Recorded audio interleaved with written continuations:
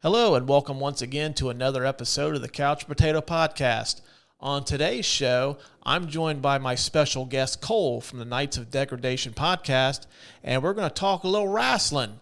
All Elite Wrestling's Double or Nothing pay-per-view is this past Sunday night, so we're going to give you our thoughts on what happened, what we think is going to happen next in All Elite Wrestling, and our biggest winners and losers from the pay-per-view. So, after the guitar riff, the Couch Potato Podcast. Hello and welcome back to the Couch Potato Podcast. My name is Russ. Lucas is still off this week because for the 17 people that listened to last week's episode, we did tell you that Lucas had a baby, so he'll be back in a few weeks. But I have rounded up a very esteemed professional guest this week. This gentleman is a podcaster as well. He is the host of the well-established and esteemed Knights of Degradation podcast. Welcome once again to the show, Kohl King.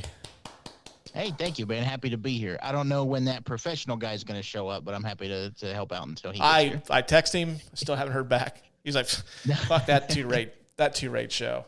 No. Well, it's good. It's good to work with you again. I know we were just talking about not seeing you in too long and stuff. So it has been too long. We talk often, but it seems like face-to-face it's been quite a while. So, yeah, glad to have you on, and I'm very excited that you and I, most of our text conversations have to revolve around the world of professional wrestling, and especially AEW wrestling. And last night was, I don't know, has it been established that Double or Nothing is like their WrestleMania, or is it All Out? I always thought it was Double or Nothing, but just based on how like Tony Khan speaks, I think it's All Out is what they consider. I'm fairly certain just whatever the next one is what they consider their WrestleMania, to be honest, but. Well, this is one of their flagship events either way. I think it would be, well, let's just say that Double or Nothing and All Out are the two big events of the year. And then like Full Gear and Revolution are kind of like, still events. We have to put out one every quarter, but I think these are the big ones. But last night was Double or Nothing, first time in Vegas since the pandemic, which was nice to see that in front of a large crowd.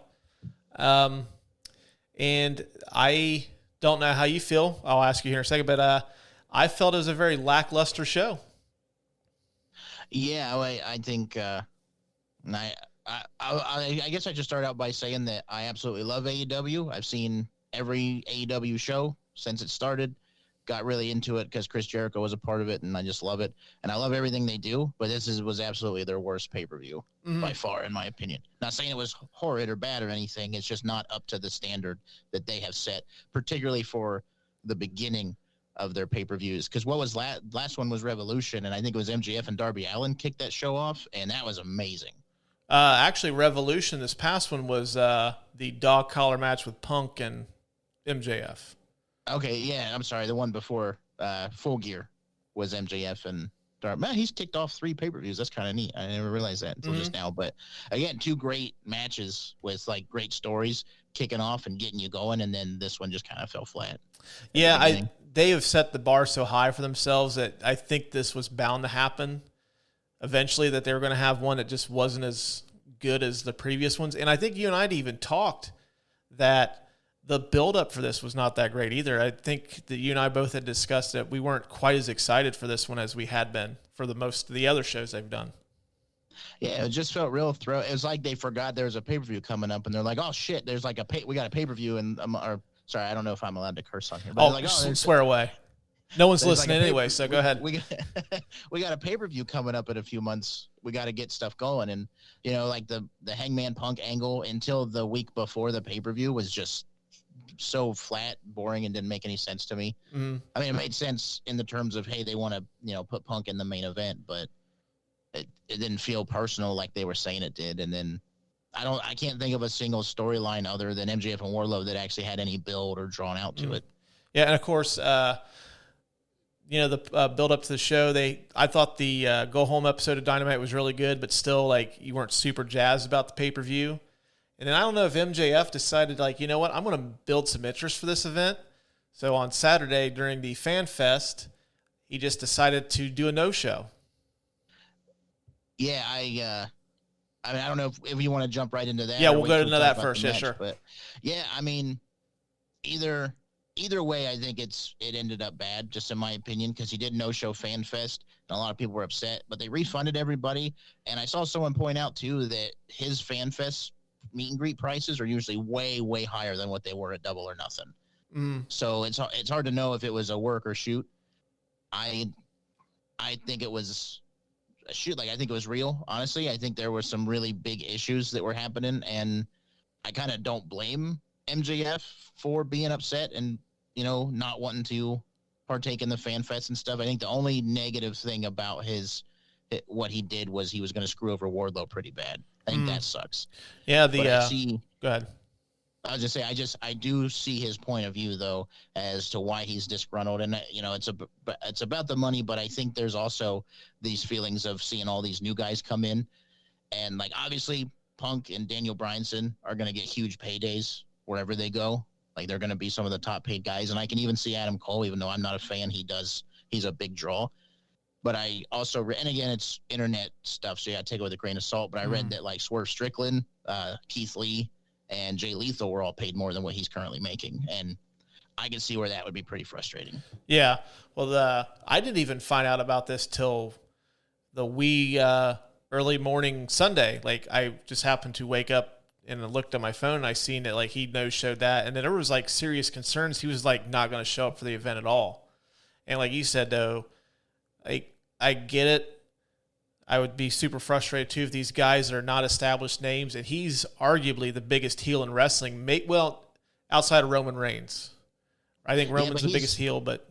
He's so different, though. Like, Roman Reigns is your, like, quintessential heel. I think, not that he's not doing new and exciting stuff, but he's such a good wrestling heel, and he's doing it.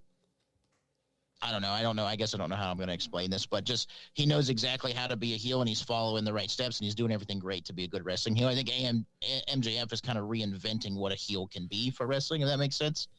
Well, so I've noticed that MJF's got a lot of old, like, 80s, like, rock and wrestling Roddy Piper vibe to him. If you have watched that, he reminds me so much of Roddy Piper back then, which is why that dog collar match, I think, to me, resonated a little bit more because Roddy Piper's involved in the most infamous dog collar match there in wrestling, was the one with Valentine in, was that 83?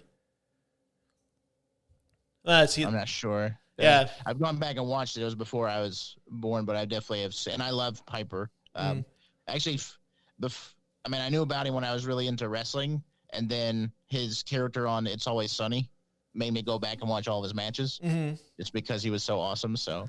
But yeah. You're right. I guess MJF's kind of taken the old and sort of blending it with the new, because, the simple way to say is he's just always in character. When he's doing these meet and greets and when he's doing these interviews, he's just always MJF the wrestler. He's not anything else. Mm-hmm. Yeah, even his mom and dad don't like him either. Yeah, that's like I can't think of another heel's parents who would show up and like with signs that say, my son sucks or whatever the sign, whatever they say. That's commitment. Like, that's fantastic. Right. So Go ahead. I was just saying, I kind of see where he's coming from, because I think you're right. I think he's the most entertaining heel. I think he's the most entertaining wrestler working right now. Mm-hmm. I think he has the highest watch segments. Again, I don't know the exact numbers, but reportedly he has the highest ratings. Like, when he's on, people are watching. And I think I kind of thought of it afterwards. Like, if he went into that pay-per-view seeing kind of all these new, like, if he knew, I guess spoilers for Double or Nothing, but if he knew Punk was going over, and he knew like the Hardys were going over, and he knew O'Reilly was going over, and he just watched like the Owen Hart tournament where it was like all new people, I'm not saying I agree with him. I'm saying I can definitely see where in his head he'd be like, man, this is bullshit. All these new people coming in, they're getting pushed over the guys who have been here working, through the pandemic and stuff. So, again, I don't agree with it, because, one, you sign a contract, you need to fulfill it, in my opinion, but I definitely don't blame him for being upset. Yeah, like you and I were talking when this was going down, like, I was more concerned for like how he was going to screw over Wardlow, because this has probably been the best built story in professional wrestling for like the last 6-8 months. It's like, when was Wardlow going to finally get tired of MJF? It happened at Revolution, and then we're going to get this gigantic payoff. And then here it was in jeopardy. But was it? So that's the thing. I don't know. Was it in jeopardy? Because for all we knew, again, like he could have booked that flight to make it seem like he was just running from Wardlow. That it had nothing to do with stuff. I know there's all the talk about the contracts and everything, and I know a lot of people have complained about the match, but in my opinion, it was exactly what it needed to be. Yeah, like I wasn't expecting that to be a Matt classic, and going like back and kind of thinking about it afterward. Yeah, I mean that match was what it needed to be, but I think too like the Powerbomb Symphony, like what was it, 10 that MJF ended up getting? I think that was 10. I think that might have been like sticking it to him a little bit for like putting him through that. I don't know. I don't know. I like to think that the plan was always for it to go down like that and for him to just be pissy because he kind of knew what was coming to him. Mm. And so, again, just, reading stuff online, someone pointed out that he always gets away with it. And now he knows for sure he's not going to. And that's why when he came down, like you could just tell when he came down to the ring, he just was different. Like he wasn't, I don't know. I think we texted and I was like, that's the first time it's ever felt like he was phoning it in. But was that, the person being pissed off about other stuff going on, or is that MJF just knowing he's going to get steamrolled and destroyed and, not try as hard? So I don't know. I don't want to discredit him because I think he is one of the smartest people in the business right now. Yeah. I hope it's one of those things where he like just goes and takes some time away, which I think is going to happen anyways, just simply because they had him wheeled out on a stretcher after the match. Like, you're not going to see him again for a little while. They brought that up quick, too. They did not waste time, like, having a doctor check on him. It's like they had it at ringside before the match started. Like, we know this is going to happen. Yeah, I know. Like, someone pointed out, like, it could have been Tony Khan just being like, hey, go out there, lose, and we'll carry on a stretcher, and then you'll take time off until we figure out what's going on. Could be something like that, too. Yeah, because a friend of mine's a big AEW fan, too, and he was him and I were texting back and forth, and, like, the whole situation reminded me of SummerSlam 91. I don't know if you're familiar with this story, but the main event was Hulk Hogan and the Ultimate Warrior were teaming up to take on Sergeant Slaughter, Colonel Mustafa, who you probably know better as the Iron Sheik. I don't know why they changed his name. Like, everybody knows who this guy is. And then Slaughter's manager was General Adnan. And right before the event, the Ultimate Warrior wanted this huge payday or else he wasn't going to wrestle. They had built the event around, it was like the whole thing with this was the match made in heaven, which this was the Macho Man Elizabeth wedding. And then the match made in hell was the handicap tag team match. And the Ultimate Warrior basically said, like, I want $1 million or else I'm not going to wrestle. And then Vince McMahon agreed to pay it. And then as soon as the match was over, Vince fired the Ultimate Warrior. Yeah. I don't remember that, but I've read that story. I know Jeff Jarrett did something really similar. Yeah, he did that to China, with China, I think, too. Mm-hmm. Yeah, that I remember. While maybe not like coherently, but I was alive when that happened and remember like watching wrestling at that time. Yeah, Jared, I think, talks about that. He has a podcast called My World.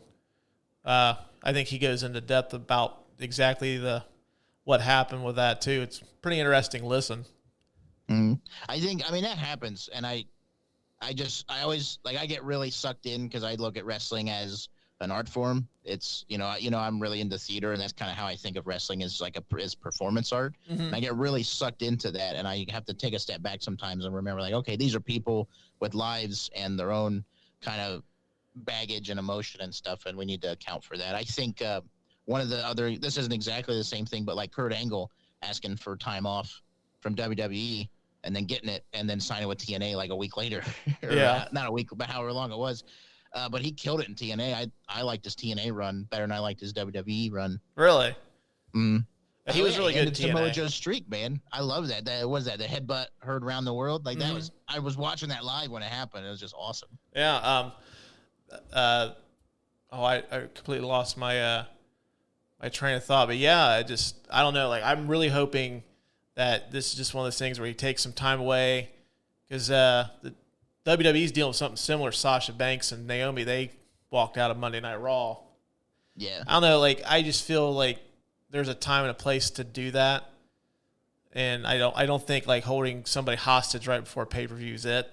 But I agree. I think in the case of like Sasha and Naomi, I think they had more. And again, you don't know what's going on behind closed doors, but just from what I can see, I mean, like the way WWE treats those women's tag titles is pretty awful, and like it wouldn't be. It's not out of the realm of possibility that they were just told they had to do something that was super ridiculous and stupid. And they just didn't want to do it anymore. Well, with them two, what it was is they were having a 6-pack challenge. It was supposed to be Naomi, Sasha, Asuka, and a couple of the other women's wrestlers. I don't know. I really don't watch too much WWE programming anymore.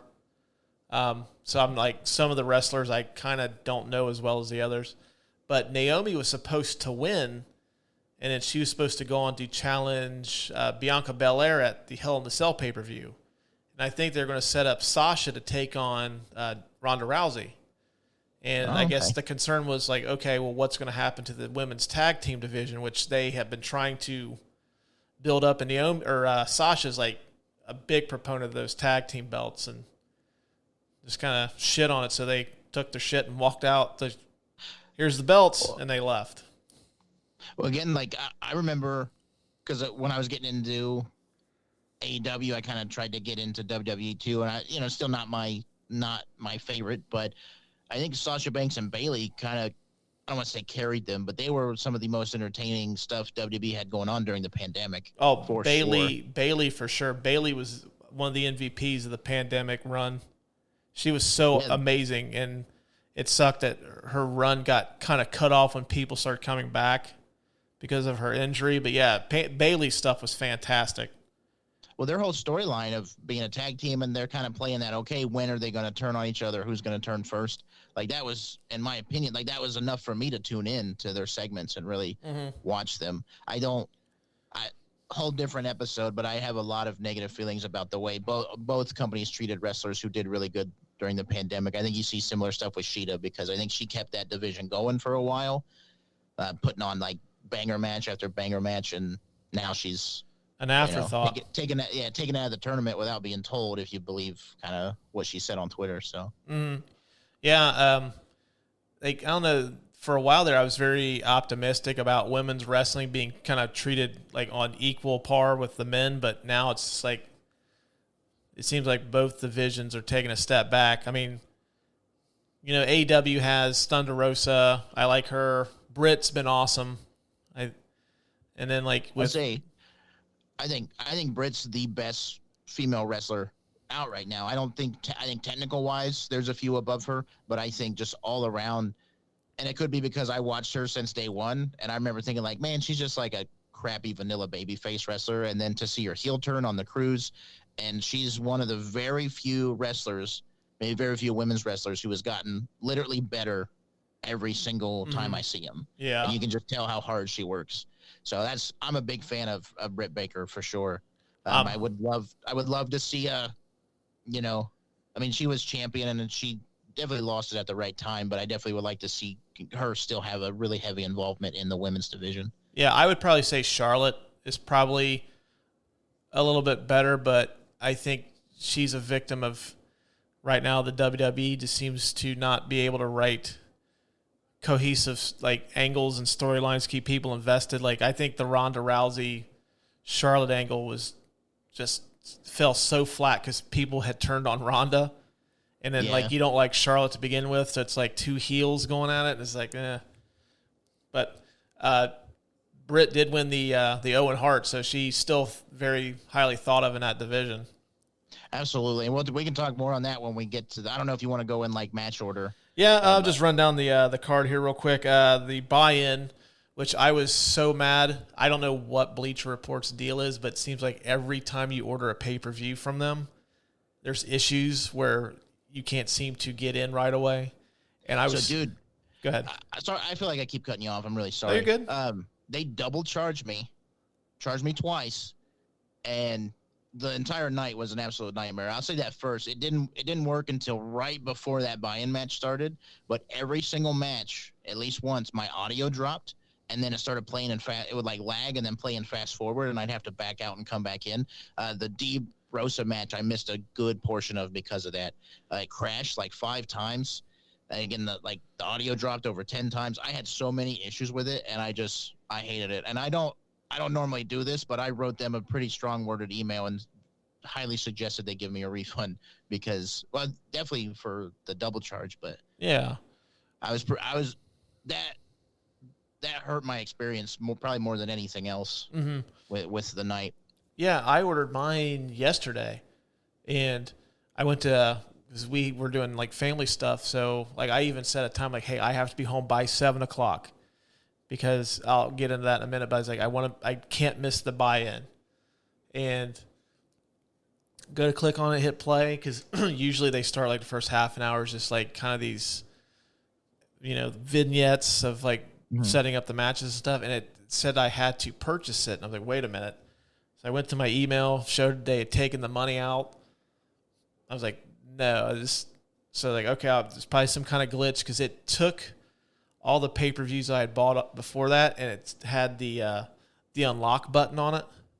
Oh, yeah. Or the lock button, so I had to buy them all. I'm like, no, this isn't right. Like, I definitely know that I bought Revolution and Full Gear the previous year.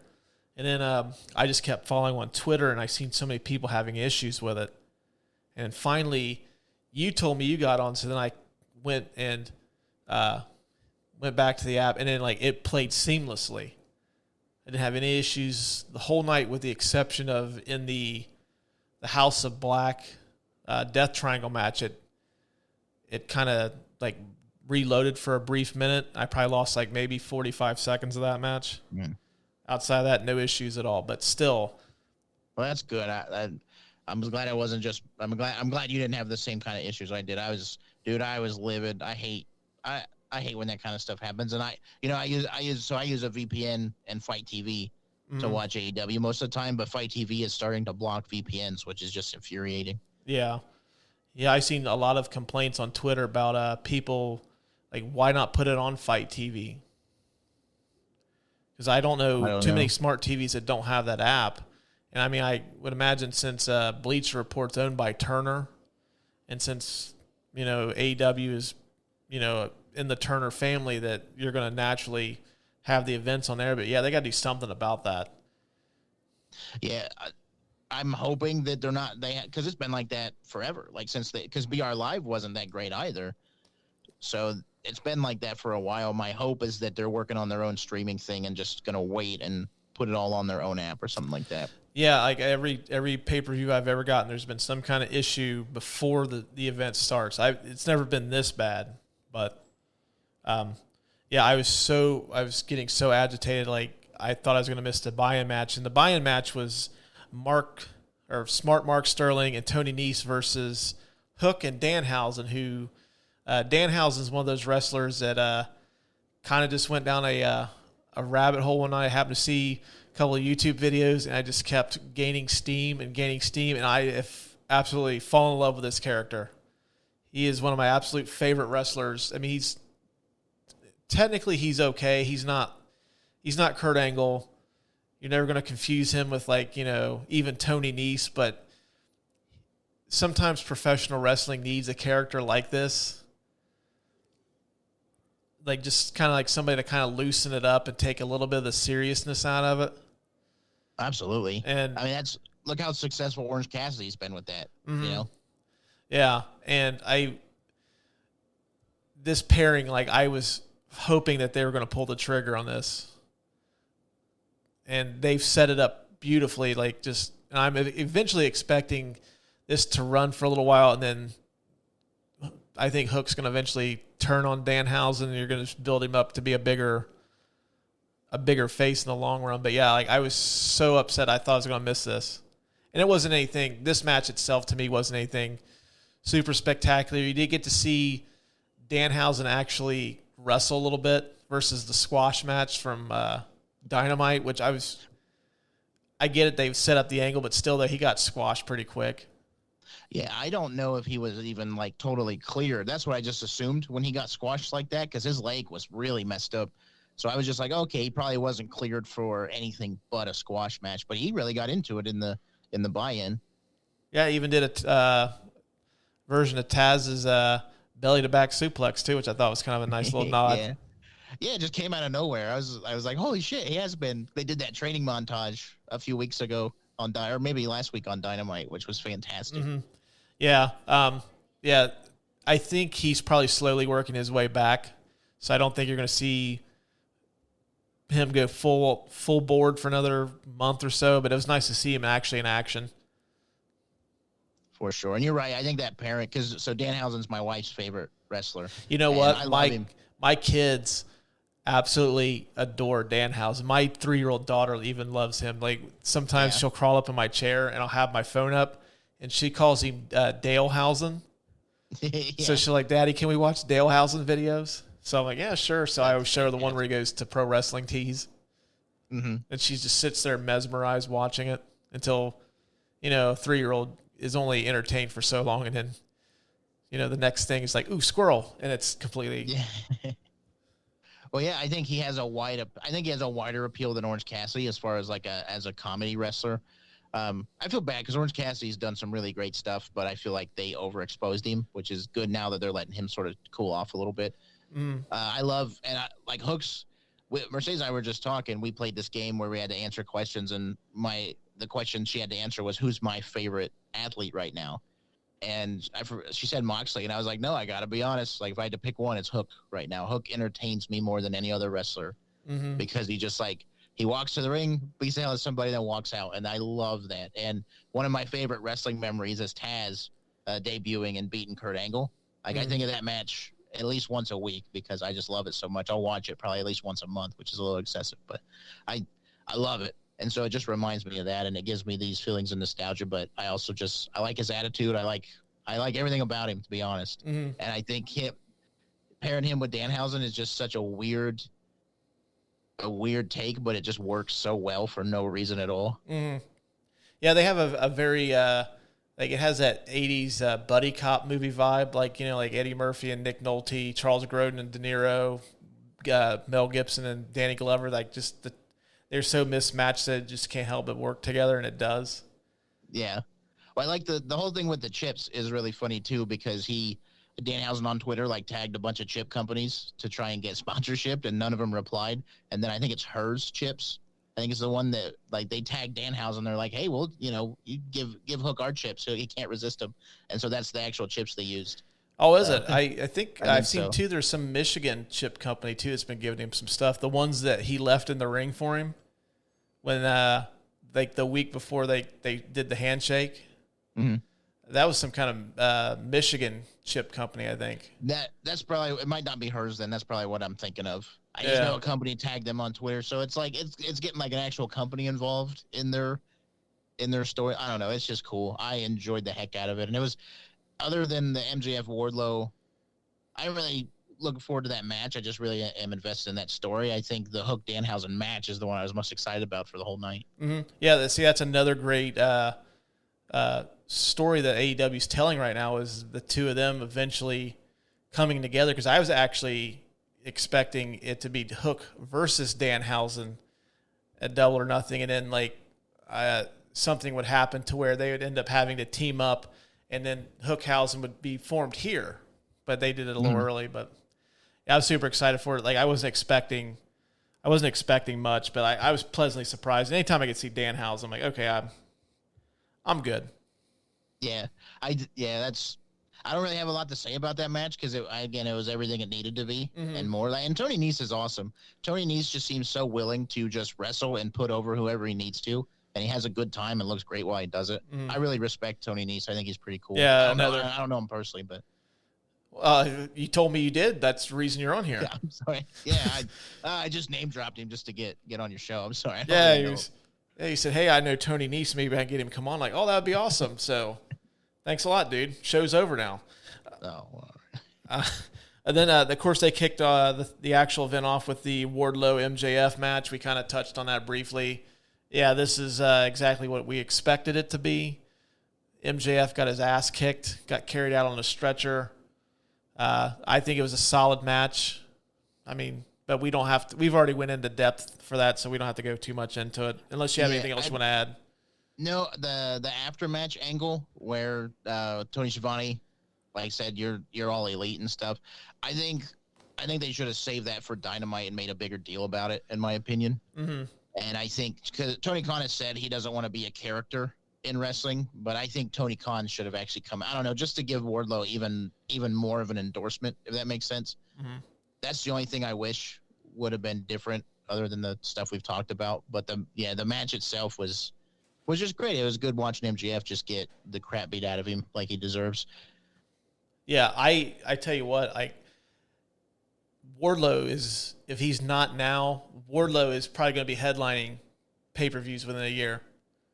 So that's the thing. What do you think's next for him, though? Well, real quick before I forget, because I should have mentioned this earlier. Did you notice MJF do the airplane motions in the ring?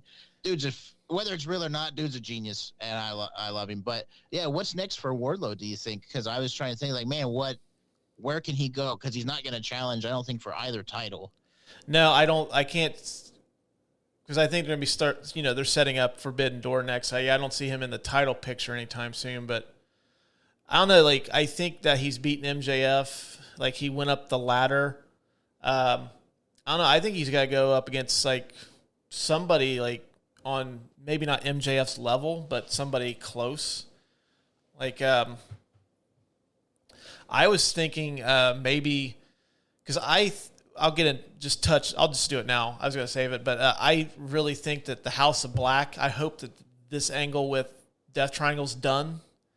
I love seeing it. I think they've worked well together, but I wouldn't mind seeing him like maybe feud with one of them because you can match him up against Buddy Matthews, excellent technical wrestler. Then you could put him in against Brody King, which now whenever I say that name, I just think of that botched, the botched plancha from last night. Which yeah, I forgot all about that, honestly. Yeah, but I don't know. Maybe somebody like feuding with like the House of Black.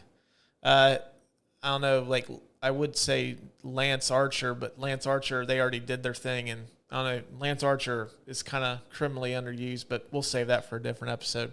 I don't know what I mean. Like, what do you think? I don't know. So just really thinking about it, if my first thought was, man, I'd love to see him take on like Samoa Joe. I'd like to see him take on another big guy who has a lot of technical skill, and I would like to think Joe would put him over, not like with a loss or anything like that, but just that Joe would give him a good showing and like they could have a pretty good rivalry, good feud going on. But Joe's kind of tied up with the ROH stuff going on. I think that's the direction we're going. So I don't know.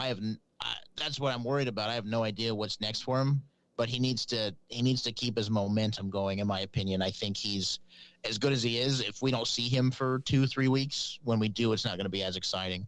Yeah, I think it's got to be somebody big.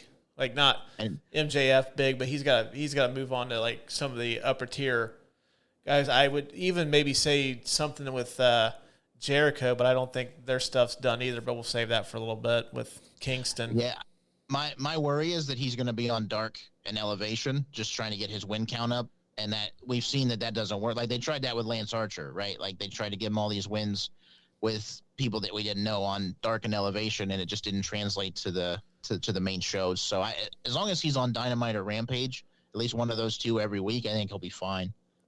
Yeah, well, I don't know, like if they made like a big deal of like they started him on this, like kind of did what they did with Goldberg and WCW, kind of like made like, okay, like they started his win streak as 1-0, like, okay, now he's an official member of AEW.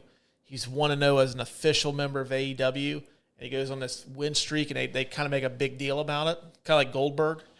That would be cool. I mean, let's be real. Like, that was the coolest thing in wrestling at that time, in my opinion, the Goldberg streak. Like, that was just, even though they just bloated the hell, like, what was it, like 160 some? Yeah, he was, well, that, he was beating a lot of, like, he was beating a lot of tomato cans, too. Like, he had beat up Ravens, like, every member of Ravens flock, like, 6 or 7 times. And it wasn't even Raven. It'd be, like, Lodi and some of the underlings of that faction. But, yeah, I mean, if they did something like that, too, to where, like, he just built this momentum to where, like, okay, he's got to get a shot at a title, and then you just blow the roof off the place when he finally gets the shot and he wins, you know? Mm-hmm. I think that'd be great. I don't know. It's always hard to guess what AEW is going to do next, but I hope, as long as they just keep his momentum going anyway, and I'm not even saying he has to win every match. I just want to see him every week, and I want him to be like a real serious presence in AEW. Mm-hmm. Yeah, I think he's earned it at this point. For sure, yeah. I talked, so we did I don't know, this episode will probably come out, so I don't want to give spoilers. Tuesday night. Yeah, so we have an episode that's not going to come out for like another couple of months. But we talk about Wardlow a little bit, and I was like, man, this dude is like with MJF, who's one of the best characters in wrestling, and he's still finding a way to make you look at him and think about him. And I think Wardlow is vastly underrated as far as the character of Wardlow, for sure. I don't think we've even seen the surface of what he has to offer. Yeah. Yet. And the dude wants to be an actor. Like he said in interviews that's what his next step is after wrestling is acting. So I think we're going to see a lot of cool stuff from him. Yeah, I'll be honest with you. When the whole turn of him at Revolution, I was still kind of lukewarm because, okay, like, how is he going to come off as a character? Because he was essentially at the time just kind of like MJF's bodyguard, didn't really say much. But then he came out the Dynamite after Revolution and cut that promo. I'm like, all right, I'm in now. Like, dude can he could talk. Like, that whole MJF thing gave me the Diesel Shawn Michaels vibes a little bit. Yeah. So, but yeah. I get real. This might be a weird reference, but I get Tim Storm vibes from him in TNA because MJF always talked about him taking care of his mom. And I'm just like, man, I hope they don't go like a Mama Wardlow angle like they did with Tim Storm there in NWA for a while. Yeah, Mama Storm. Yeah. Yeah, like that was really cool to see though, and like that reaction he got, like he's over. Like there's no doubt about it now. I just, again, with the talk with like, you know, my own opinions on them putting over the new guys and focused on these new signings. I just really hope they look at Wardlow and see the potential he has, because he could be another Batista or another Goldberg easy. Oh yeah, for really sure. Could. I think he knows what he's got, because I don't think he would have put him in that spot if he wasn't confident in. Because you could have easily just made this feud like a throwaway Dynamite feud, but no, like they built it up. This was like one of the marquee matches of this pay-per-view, was this MJF Wardlow match. So you're right. So like you said, a story they've been telling for a couple of years, so I guess that makes sense. Yeah. I remember when they first announced that they signed Wardlow, and then you never saw him. I think they had like this little video package, and then I'm like, where the hell is this guy at? And then he comes as MJF's assistant, and I don't know. I get all the credit in the world to him because I think he's done a really good job. Right. The next match on the card was one I was kind of underwhelmed by. It was the Hardys versus the Young Bucks. I think when you see, especially at this point, I wasn't expecting, the Hardys to put on a classic like they had used to. But, I mean, the Young Bucks are like kind of the standard of tag team wrestling at this point, them and FTR. And I was just kind of underwhelmed by this. Nothing really – it's just kind of like, okay. Yeah, and again, it felt rushed. Like there was no big Jeff Hardy coming to AEW is cool. I like Jeff Hardy. He was one of the most exciting wrestlers in the 90s and early 2000s to watch for sure. But the dude like is gonna kill himself, and I can't watch him anymore without being really worried about him. And I don't know. I've always just worried about him since his the TNA stuff with Sting that happened. Like ever since then, I can't watch him without being like, man, I hope he's okay. I hope he's not gonna hurt himself or do something crazy. But it's just been rushed since he got like they turned Matt Hardy face super quick just to get him paired with Jeff Hardy, and then they kind of floated around for a little bit until the Young Bucks came out and challenged him. I know on BTE they've been doing stuff, but not everybody watches BTE.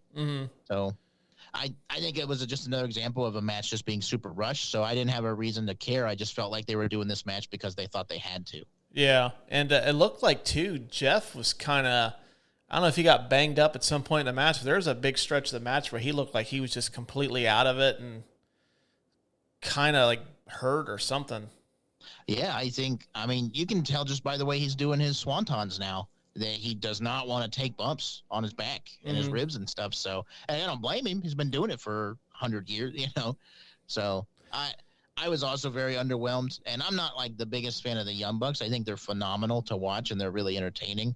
But this definitely fell flat. And they've wrestled before, and the Young Bucks have won. Yeah, they had much better stuff in Ring of Honor. Yeah, now the Hardys have one over them. So I know there's going to probably be like a third match down the road that'll probably be a TLC match, I'm sure. But I would love for the Hardys to have a couple more good matches and then be done with their run. I really would. I really hope they don't get the titles or something like that. Yeah, I don't want to see the Hardys in the tag team title picture. you've done it all. I think this should be kind of the culmination of like the Hardys' last run. Mm-hmm. I don't know, like I've just been not enamored with them at all since they got back together. And even like Matt's time in AEW, I thought was kind of, Yeah, it's hard to blame Matt because he came in expecting to do the whole broken Matt Hardy universe thing, and then there were no fans. And I think he said once that he just really hated doing it without fans there. Mm-hmm. So he switched to the big money character, but then fans came in, and then I think the big money character did not resonate well with AEW fans at all. No, I did not like that character at all. Like I didn't even get the gist of it. Yeah, it was all kinds of odds. And then I think just kind of going back to the Team Hardy persona, I would love it if, like, I guess this is kind of bad, but almost every match I'm like, man, I hope they do a storyline where he gets broken, you know, in quotes, broken again, and goes back to broken Matt Hardy. And then I was hoping Jeff Hardy would just debut as Willow instead of regular Jeff Hardy. I thought that'd be way more entertaining. Mm-hmm. But yeah, I don't know. Like, I think this match would have been better served to have like set up the Hardys and the Bucks down the road. And like, I don't know, like I would have rather seen FTR have a match instead of. Yeah, so weird they weren't on the card with how just on fire they've been. You know that I was vastly against FTR when they first debuted, and now they're one of my favorite tag teams. Oh, and like 80% of it is their awesome theme music, but other than that, like they're just really awesome to watch now. Oh yeah, it has very 80s Midnight Express tones to it. I mean, that's what I thought. They stole it. I think they pretty much stole it from the Midnight Express, but yeah, I don't understand why they, or even do this as like well, I guess they already had a triple threat match on the card, so I guess you don't want to do overkill the tag teams, but yeah, I don't know. I think this would have been better saved for, you know, like even the Bucks maybe take Matt and Jeff out for a little while and just let them maybe kind of recuperate. And then, like, okay, we'll have this big blow off and just set up the feud better. I mean, I think it deserved a little bit better than it got. I think so. I guess down the road, what I really hope, and I don't think it will, but I really hope that they just become kind of the old school mentors, like what Sting's been doing with Darby Allin, and you know how, like Jericho kind of, you know, he had the Inner Circle, and then he was paired with MJF, and now he's with the 2.0 and Daniel Garcia. Kind of like that, or like Jake Roberts with Lance Archer. I love to see them take on like another tag team and sort of just be their mentors and really help them out. I think the Top Flight would be a perfect choice. I was just thinking the same thing.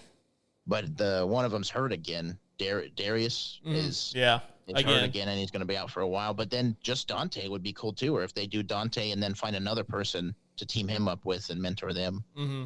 Am I sounding okay? I feel like I'm sounding weird. Oh, no, you sound perfect, man. Sound perfect on my end.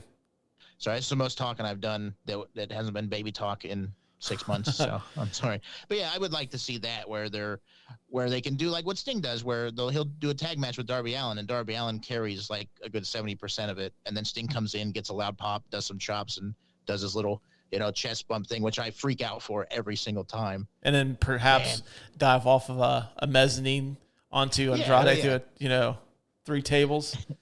Yeah, but again, I think like put Jeff Hardy in a scenario like that. I think he'd be way more entertaining if he was doing that stuff once every few months instead of every few weeks. Right. You know what I mean? Yeah. So I don't know, something like that I think would be good for them down the road, because I love them both. Again, they're a big part of me growing up watching wrestling. I don't want to not see them. I don't want them to like retire or anything. I would like them to sort of shift what they're doing. Right.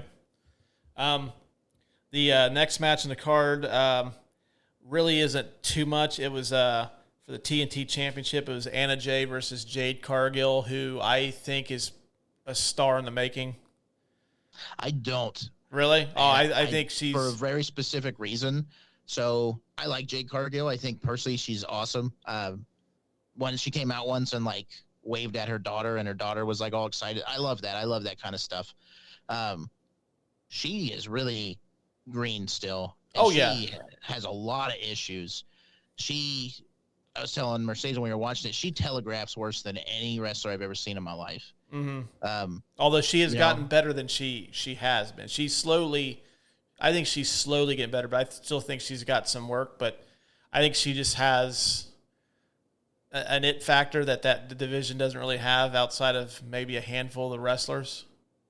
Yeah, so my issue is, and again, she's good, and she's only been doing it for 2 years. But my issue is, I don't think anyone's telling her that she needs. Well, you do know she's working with Bryan Danielson.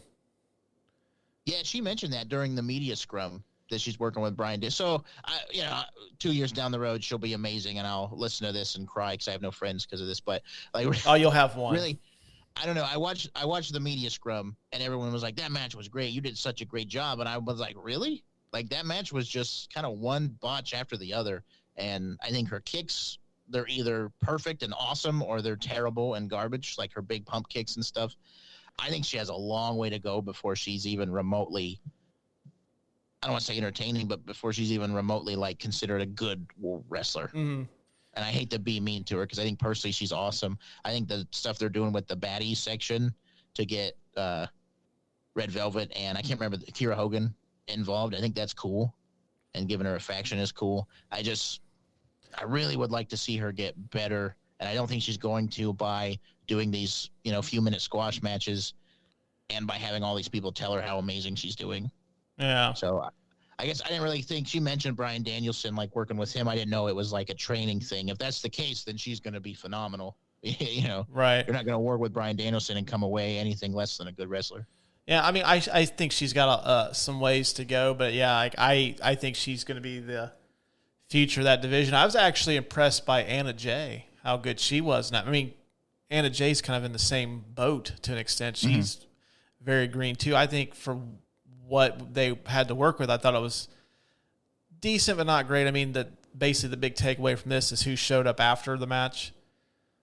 Yeah. The best part of the match was John Silver, like the way he was running down the ramp was so creepy and hilarious at Mark Sterling. That was the best. I did not realize how small John Silver was until he has doesn't have like his wrestling gear on. I thought he's like as tall as my 11-year-old son.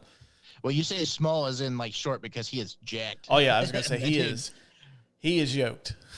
Well, and I agree with Anna Jay. Like, I'm a big fan of Anna Jay's since she first debuted because I liked her gimmick, and then I'm a big fan of was a big fan of the Dark Order, like when Brody Lee was running it and everything. And I just thought that storytelling was awesome.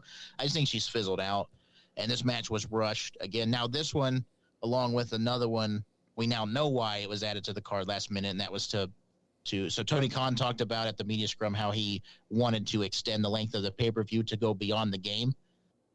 And it's like the last 3 matches were fantastic, and he wanted those last 3 to go when the game was over. That's why he added this. And in my opinion, the Darby Allin and O'Reilly match last minute was to sort of fill it until people tuned in. And according to him, it worked. He said that they made like 7 more figures after the game was over. And he said nearly 7 figures. So. Oh, wow. So for what it was, like this rush last minute, sort of not really a squash, but pretty close match. I think it was okay. I think I'm frustrated because I see all the potential Jade Cargill has, and I just really wish I'd see her working a little bit more, a little bit harder.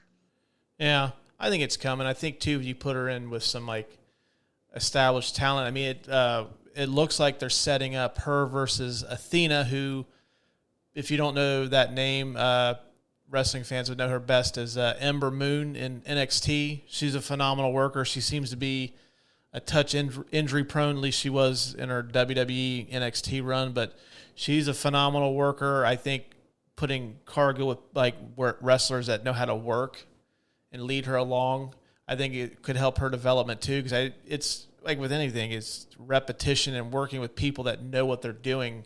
You're going to get better eventually too. Yeah. I knew of her just from people saying that they hope she debuts in AEW, so I didn't really know much else about her. Yeah.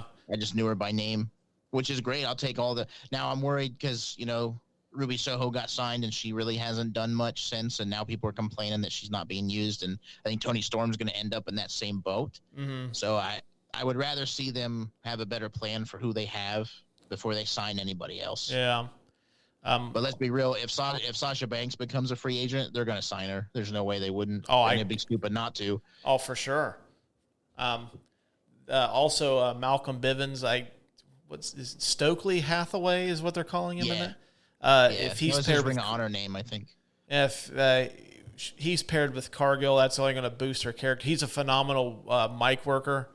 Didn't really do much wrestling wise, but I don't know what that means for smart Mark Sterling. I think his meal tickets finally. No, so she said in the media scrum, she's like, I have a lawyer. Now I have representation. So I think she's keeping Mark Sterling from the sounds of it, that's kind of cool. I like that he's representing several different people. I love that he got powerbombed by Wardlow and then showed up in a next segment with a completely different storyline with a neck brace on. Yeah. Mark Sterling's fantastic. Yeah. But yeah, that was the takeaways from that match. Wasn't a lot that went on. Who do you think's going to beat Jade finally? Do you think there's anyone in the company now? I think it's going to be one of those things where I don't think if she progresses and she gets better, I personally think it could be one of those things where Jade's got both titles and just kind of like a Goldberg scenario with the U.S. title and the world title when he beat Hogan. Yeah.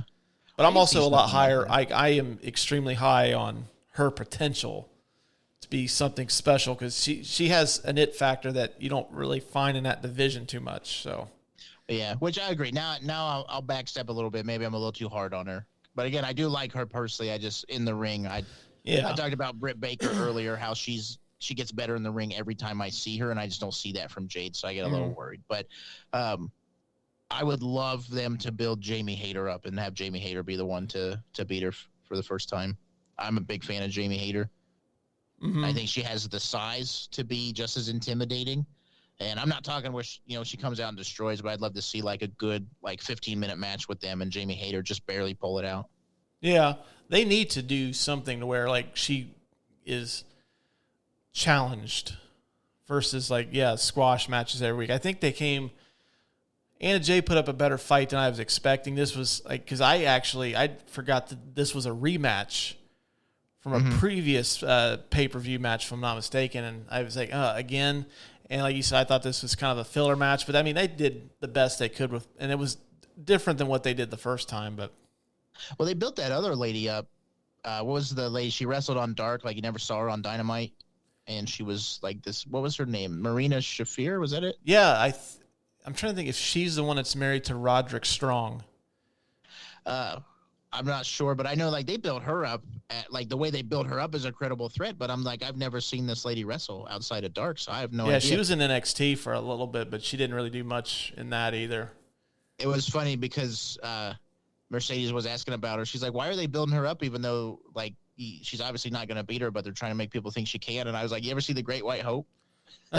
That's exactly what's happening there. Mm-hmm. I just picture Damon Wayans chasing after the ice cream truck. I love that movie. Very underrated movie. I haven't seen it in a long time, but yeah, I used to. Yeah, I don't get to drop a reference to it that often, so I'm pretty glad it came up. Yeah. Now I'm just waiting for something you to reference Irish Terry Conklin at some point. Next match was Death Triangle versus the House of Black. There really wasn't much that went on in this outside of Julia Hart finally embracing the dark side and joining the House of Black. She cost Death Triangle the match. I think up until at this point in the pay-per-view, this was the best match of the night.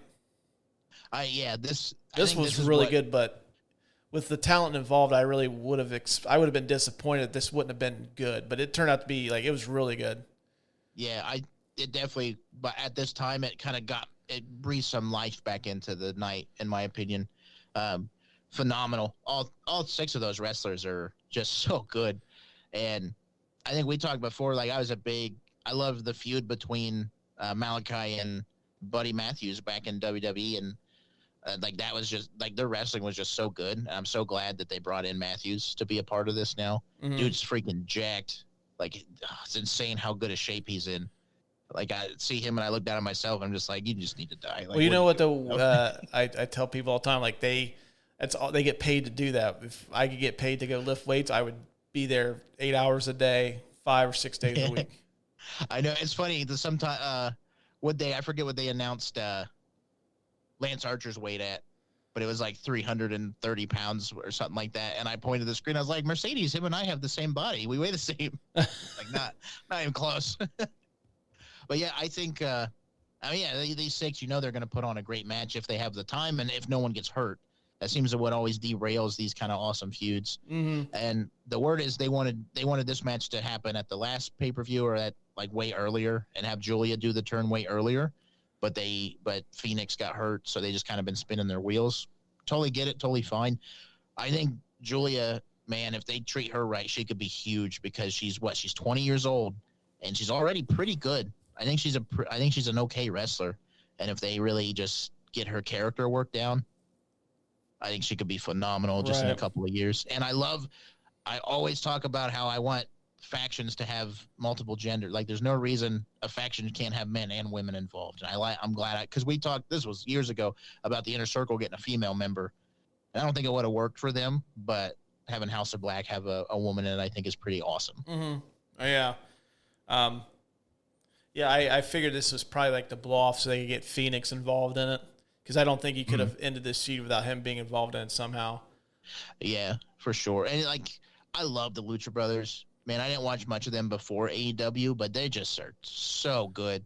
Yeah, I think you and I are probably higher on those guys than most. But yeah, they're my favorite wrestling tag team. I love those two. I wouldn't mind seeing them split up so they can maybe do some single stuff. But yeah, that'd be cool. I'd like to see first. I think like Penta going after Punk, maybe that'd be sweet. Yeah, they're probably going to be relegated to the TNT Championship most likely, but yeah, I think those guys could easily pull off a singles run too. But yeah, I love the Lucha Brothers, but I think with these two guys, I think this should be the blow off. This feud should be done now. Yeah, for sure. It's definitely not what anyone wanted it to be because of the injuries and just the way things happened. That happens in wrestling. I think they just kind of accept it and then move on. But who do you think? Because Death Triangle, I think they'll just kind of do some tag stuff and do some, trios tags for a while. But who do you think House of Black's going to go after next? I don't know. I think they need to go up the food chain a little bit because I think, no disrespect to Pac and the Lucha Brothers, but I mean, they kind of made Malachi Black out to be a big deal when he signed, and he hasn't been treated like that since.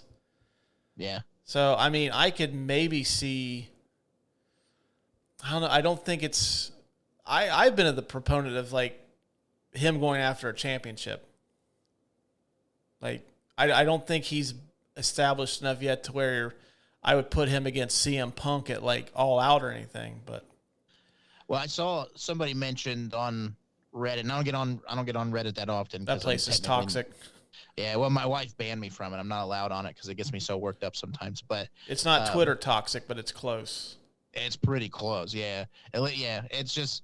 But someone mentioned like it'd be sweet to see House of Black go after Punk, not to challenge for his title, but to just break him, and they cause Punk to turn heel. I think that'd be a great story in my opinion. Mm-hmm. And like Punk maybe has to recruit some other people to help, but he can't find anybody because. Like they're already teasing like some backstage drama with him and I don't know. I think that would be a story that would be a pretty cool build up to right before Forbidden Door. Mm-hmm. Although now that you mention it, can be the Okada or Kenta or whoever they're gonna have face him. Now that you mention it too, I think a Malachi Black Hangman Page feud would be pretty okay too. Yeah. See, that's the thing, man. I think you could pair Malachi Black up with anybody, and he's going to make an amazing story out of it. That dude is such a good storyteller. Mm-hmm. Yeah, I think that he has to go up the food chain now. I think that. Yeah. I mean, I don't think that's disrespectful. I think that's a good way to put it. Like Lucha Brothers and Pac, I mean, Death Triangle has had issues from the start. They've never been able to get going because once Death Triangle debuted, and then pandemic, and then Pac stuck in the stuck at home for months and months. Yeah. Cool fucking name. It's like the coolest faction name ever. It's Death Triangle. Yeah. It's even cooler sounding in Spanish. I can't think of what it is, but it's even more like chill inducing. Well, we'll have somebody look it up. The next match, I wanted to lump these together since the next two matches were the finales of the Owen Hart finals, and I can't think of a more disappointing match since I've started watching AEW than I was with Adam Cole and Samoa Joe. Yeah. Even the finish, it just kind of the build-up wasn't there. It's like, okay, that's how you're going to end. Yeah. And it seemed like it kind of got stuck and never really got going. It's funny because while the match was going on, Mercedes was watching Arthur so that I could sit and focus on the pay-per-view, which is super awesome of her. But he was getting fussy, and I looked over at her, and I was like, hey, do you need me to take him for a minute? And she's like, no, that's okay. And then I looked at the TV, and the match had been over. And I was like, holy shit, what did I miss? Uh-huh. Like, I thought I missed some big, awesome finish, and I was like, no, okay, never mind. Yeah, it just it was done.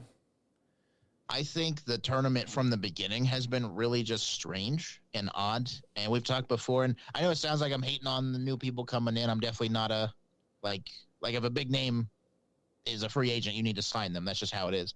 But like, I feel like the Owen Hart tournament was just so wasted on the newer talent and getting over the newer talent. And the Final Four were all people who were signed after the tournament, after we already knew there was going to be a tournament, which just was really weird. Mm-hmm. And I think that there are certain people in AEW who are never going to win a title, never going to be a champion. And this was a perfect example to kind of give them their due and shine a light on them for maybe the last time. And I think of someone like Dustin Rhodes, who I'm not even a gigantic fan of, but the dude puts in work. And I was like, man, he would have been a cool finalist for this, you know, or no one else really comes to mind. But I was like, man, Adam Cole and Britt Baker is such a weird pick because they're both heels-ish. Britt Baker's kind of teetering, but they both cheated to win in the tournament. And I don't get it. I don't understand. And then they both sat there graciously and were like smiling and happy. And I know you want to break kayfabe for something as important as the Owen Hart Foundation, which, you should, but it's like, man, you chose to put over two heels for this great company. Well, I think they may have done that because that'd have been a little awkward to see Ruby Soho stand up there with Adam Cole for like 15 minutes, like, you just beat my girlfriend, and yeah.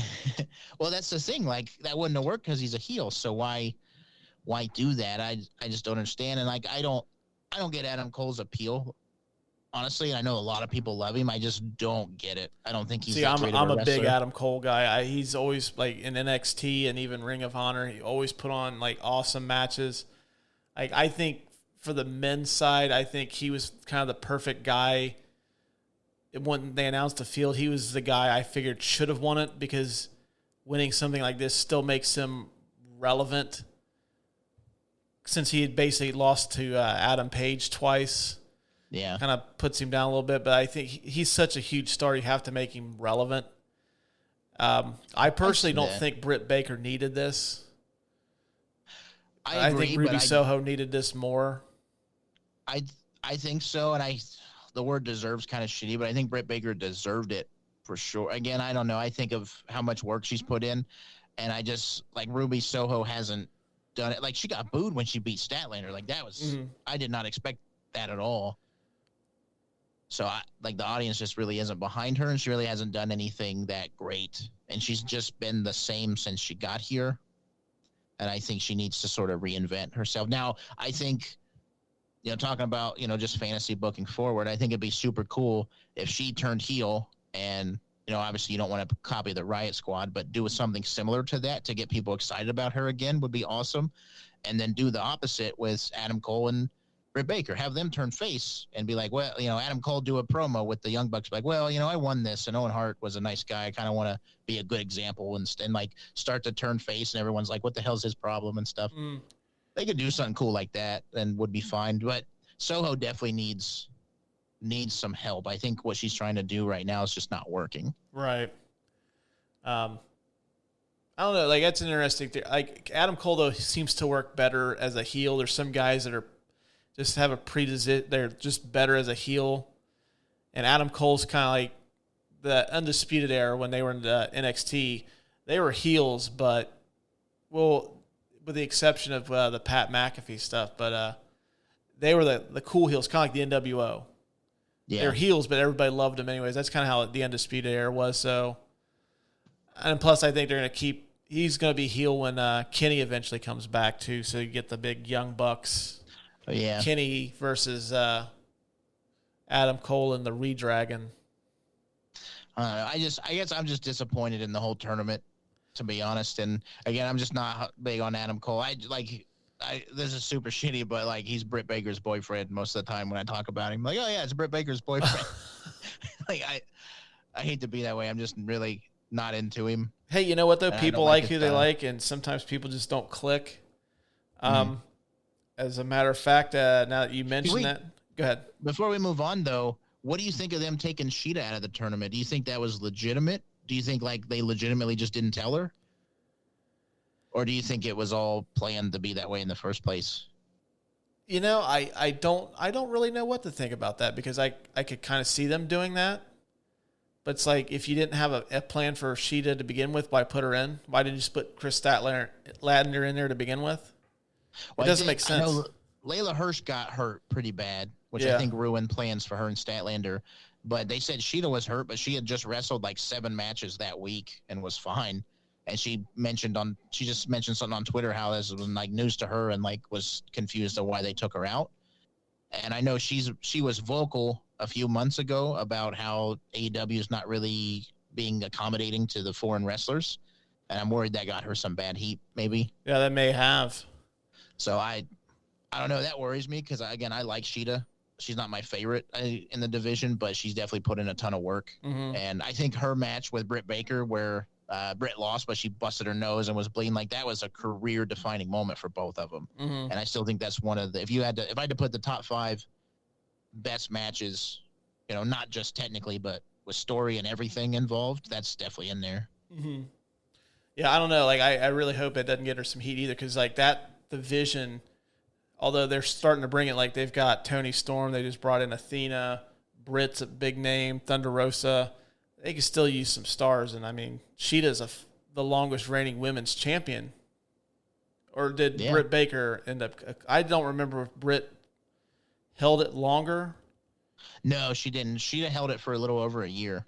Yeah, okay, like a year and a week or something like that. But even the end of her reign, it felt like they were just like, okay, Sheeta, hold that, because Britt Baker needs it here in a few months. You know, that's kind of what it felt like. But and another wrestler that kind of got sidetracked due to the pandemic too.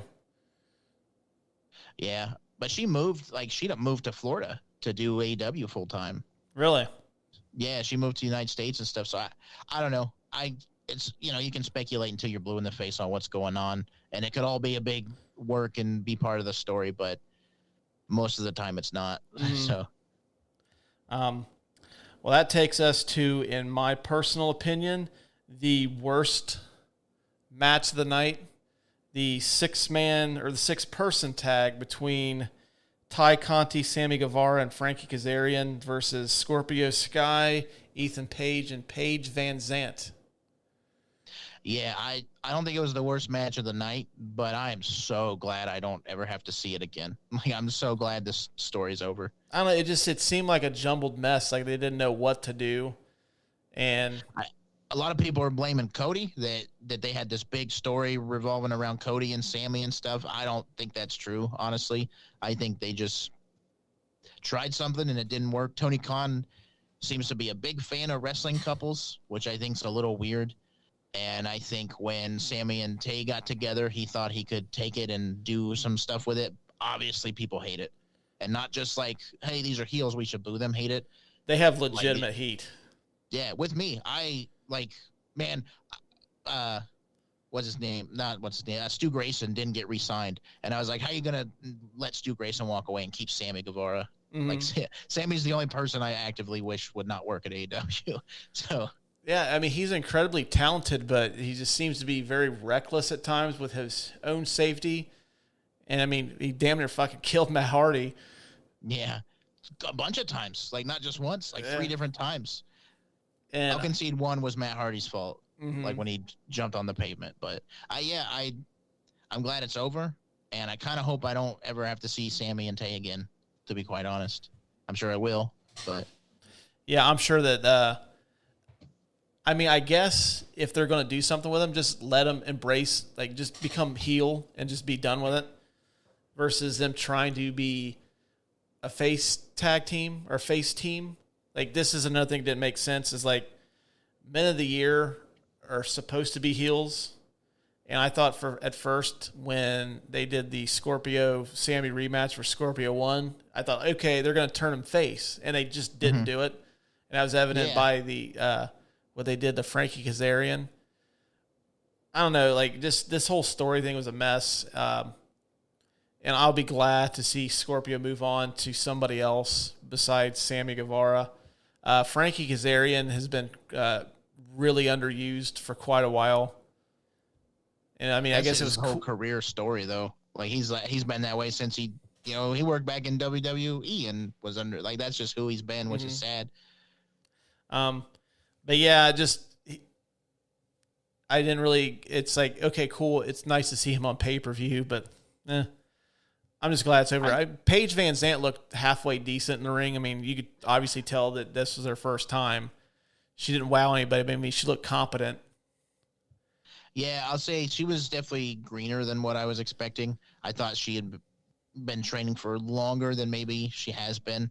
And nothing against her. I mean, it's hard to be a professional wrestler. Like, it's difficult. So I think, she just needs more work. So I hope they just give her a few matches to or I don't know. I don't know what they can do. I don't really know how you train as a wrestler, I guess, but I just would like to see them put more work into her. I hope they don't just let her do her thing, which is what I feel they've done with Jade Cargill. I'll go back to that. I feel like they've just let her be without giving her the resources she needs. I hope they don't do that with Paige Van Zandt. I hope they keep helping her out. If that makes sense. But I would say Frankie Kazarian's spot where he was like cursing at Sammy and stuff, that was funny. I do like that. That just fits Kazarian's character so much. Like this guy with anger issues who's just like, what the hell are you two doing? Like yelling at him outside of the ring. I like that. It's sad to see what they're doing with Tay, because she's a really good wrestler. Like she was really talented, and the character work she was doing was awesome. And like she was teaming with Anna Jay and hanging out with the Dark Order. All that stuff was cool. And now she's just like a valet for Sammy. Like that's crazy. That blows my mind. That she would rather do that than actually be legit, because she could be in the title picture easy. Oh yeah. Yeah, I mean, like, and that's what I was going back to. Like, they just need to make more stars in that division. I touching on Paige again real quick. I think if she continues to work and get better, I think she's going to be a massive star in that company too. I mean, just between, she has a name already. As superficial as this sounds, she's an attractive woman, so that also does help. You know, she's a known athlete, so I think a combination of that, she works and gets better. I mean, I think she's going to be a huge star. I would like to see her and Dane Lambert maybe break away from Sky and Paige and let Sky and Paige sort of rise up a little bit. You know, go like you mentioned with the House of Black, kind of step up and go on for a bigger opponent. Yeah, I would like to see Dan Lambert. I was just saying, I'd like to see Ethan and Scorpio move on from Dan Lambert. I mean, I think he's a good mouthpiece, but I think a lot of times what he says is just strictly for shock value. It gets a cheap pop, and then like that's it. And it's like Paige, and like I don't know, just watching like Ethan Page on his video vlogs, and then seeing him with like Lambert, it just to me doesn't mesh very well. Yeah, I can see that. I mean, he's such a nice guy in his vlogs.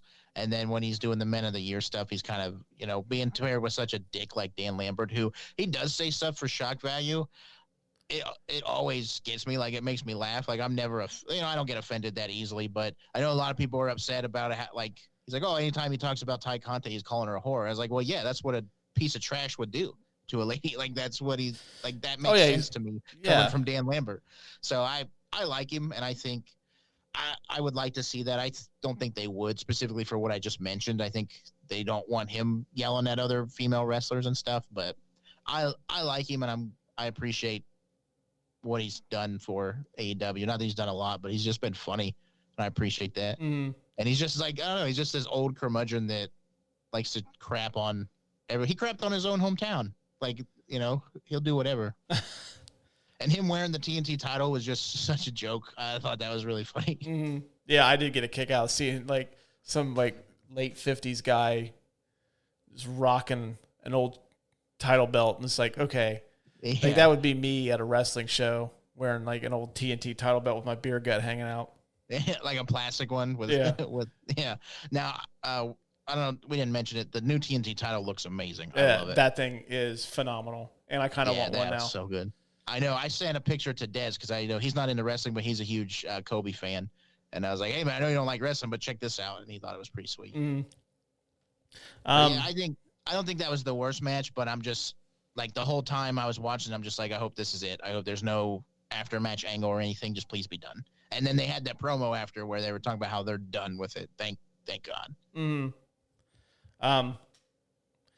Just real quick, next match was Darby Allin versus Kyle O'Reilly. Nothing really.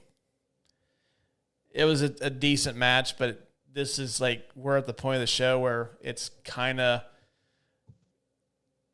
you're kind of losing steam a little bit, and there's really nothing really of note, at least to me, about this. Well, this was a filler match. This was the other one I was talking about. I don't know if I mentioned it or not, but this was added to give more time so that the last matches could go on after the games were over. Mm-hmm. And Tony Khan didn't outright say that, but he said they added to it and that they won the last 3 matches. So it just makes sense that it happened that way. And I think it was an okay match. I think it was fine. Again, I don't really get the appeal of Kyle O'Reilly. He's an okay wrestler, but I don't understand why I'm supposed to like be excited about him. And I'm not that big on Darby either, so this match was just kind of meh for me. It's just weird they keep giving Darby losses, though. I think it's just to build him up as the resilient underdog. That makes sense, but I don't know what. I mean, that's got to pay off at some point, though. Yeah, and it's relevant to this match because, again, Kyle O'Reilly is one of these new people who's now gone over one of the pillars, right, of AEW, which is weird because I was just thinking, too, like, Jungle Boy has lost like 3 or 4 single matches in a row. Mm-hmm. Like he's had more losses as a singles, like in the single divisions than I think actual like credible wins as tag team champion, which is just super weird to me. So I think I don't know, there's something going on with these pillars, and I just don't get it. I guess I say with these pillars, with these new wrestlers, I just don't get it. I don't understand it. I probably to justify the signing.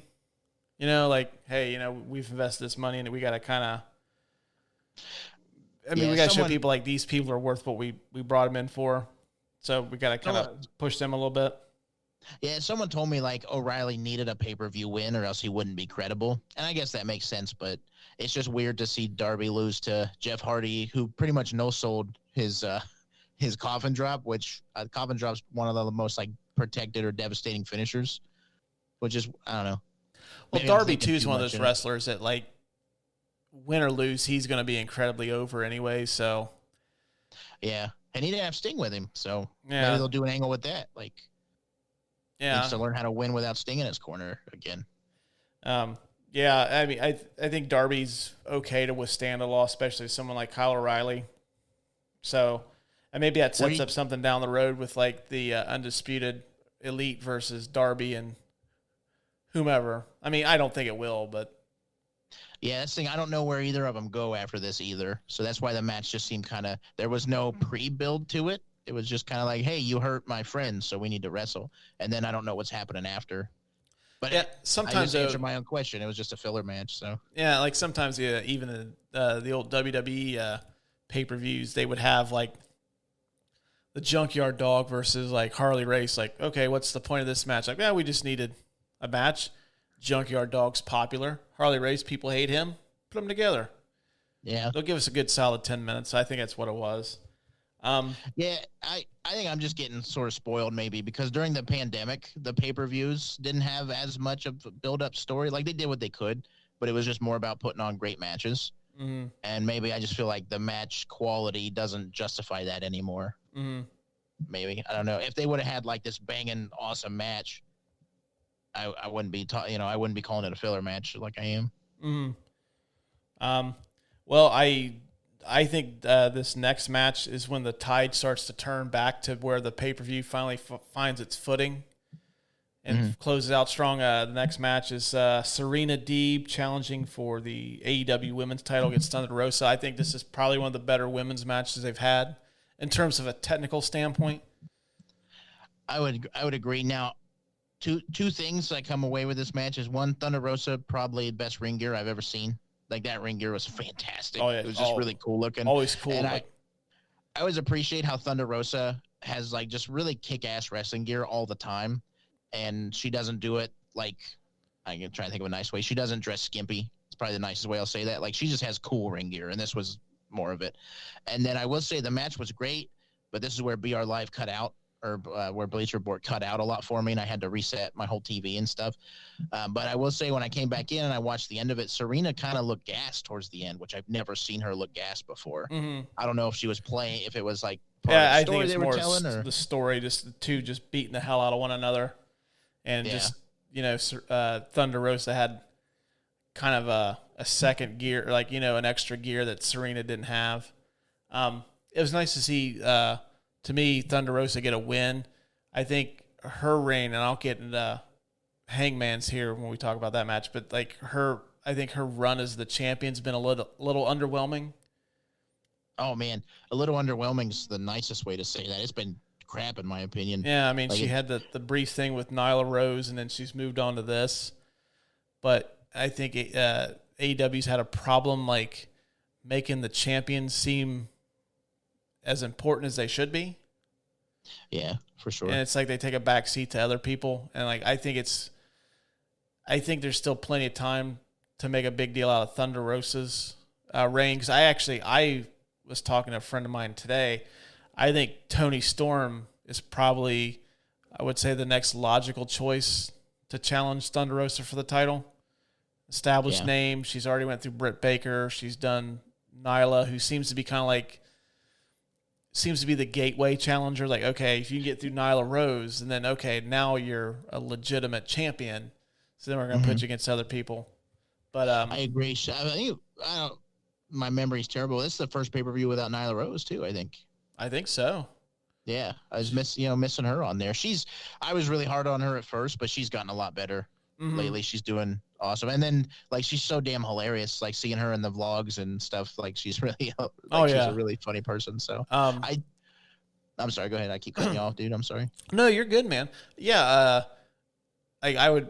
She's a wrestler that I like to see get a little bit like she seemed to be like. I think sometimes I think she suffers somewhat from what Vader suffered from in the WWE. Is like she's supposed to be like the monster of that division, but yet you're not really portrayed as such. You know what I mean? I really think they should turn her face. I've been saying that for a long time, and I know like the monster heel character is just really good. But I would love it if I think they were thinking about it because they had Vicky Guerrero slap her one night. And I would just love to see that happen again. And then she just attacks Vicky, and then she comes out the next night saying like, she just went down the wrong path, didn't want to be a monster, and then she becomes like this heroic character who helps other people out. And that just gives her something to do without putting her in a title picture.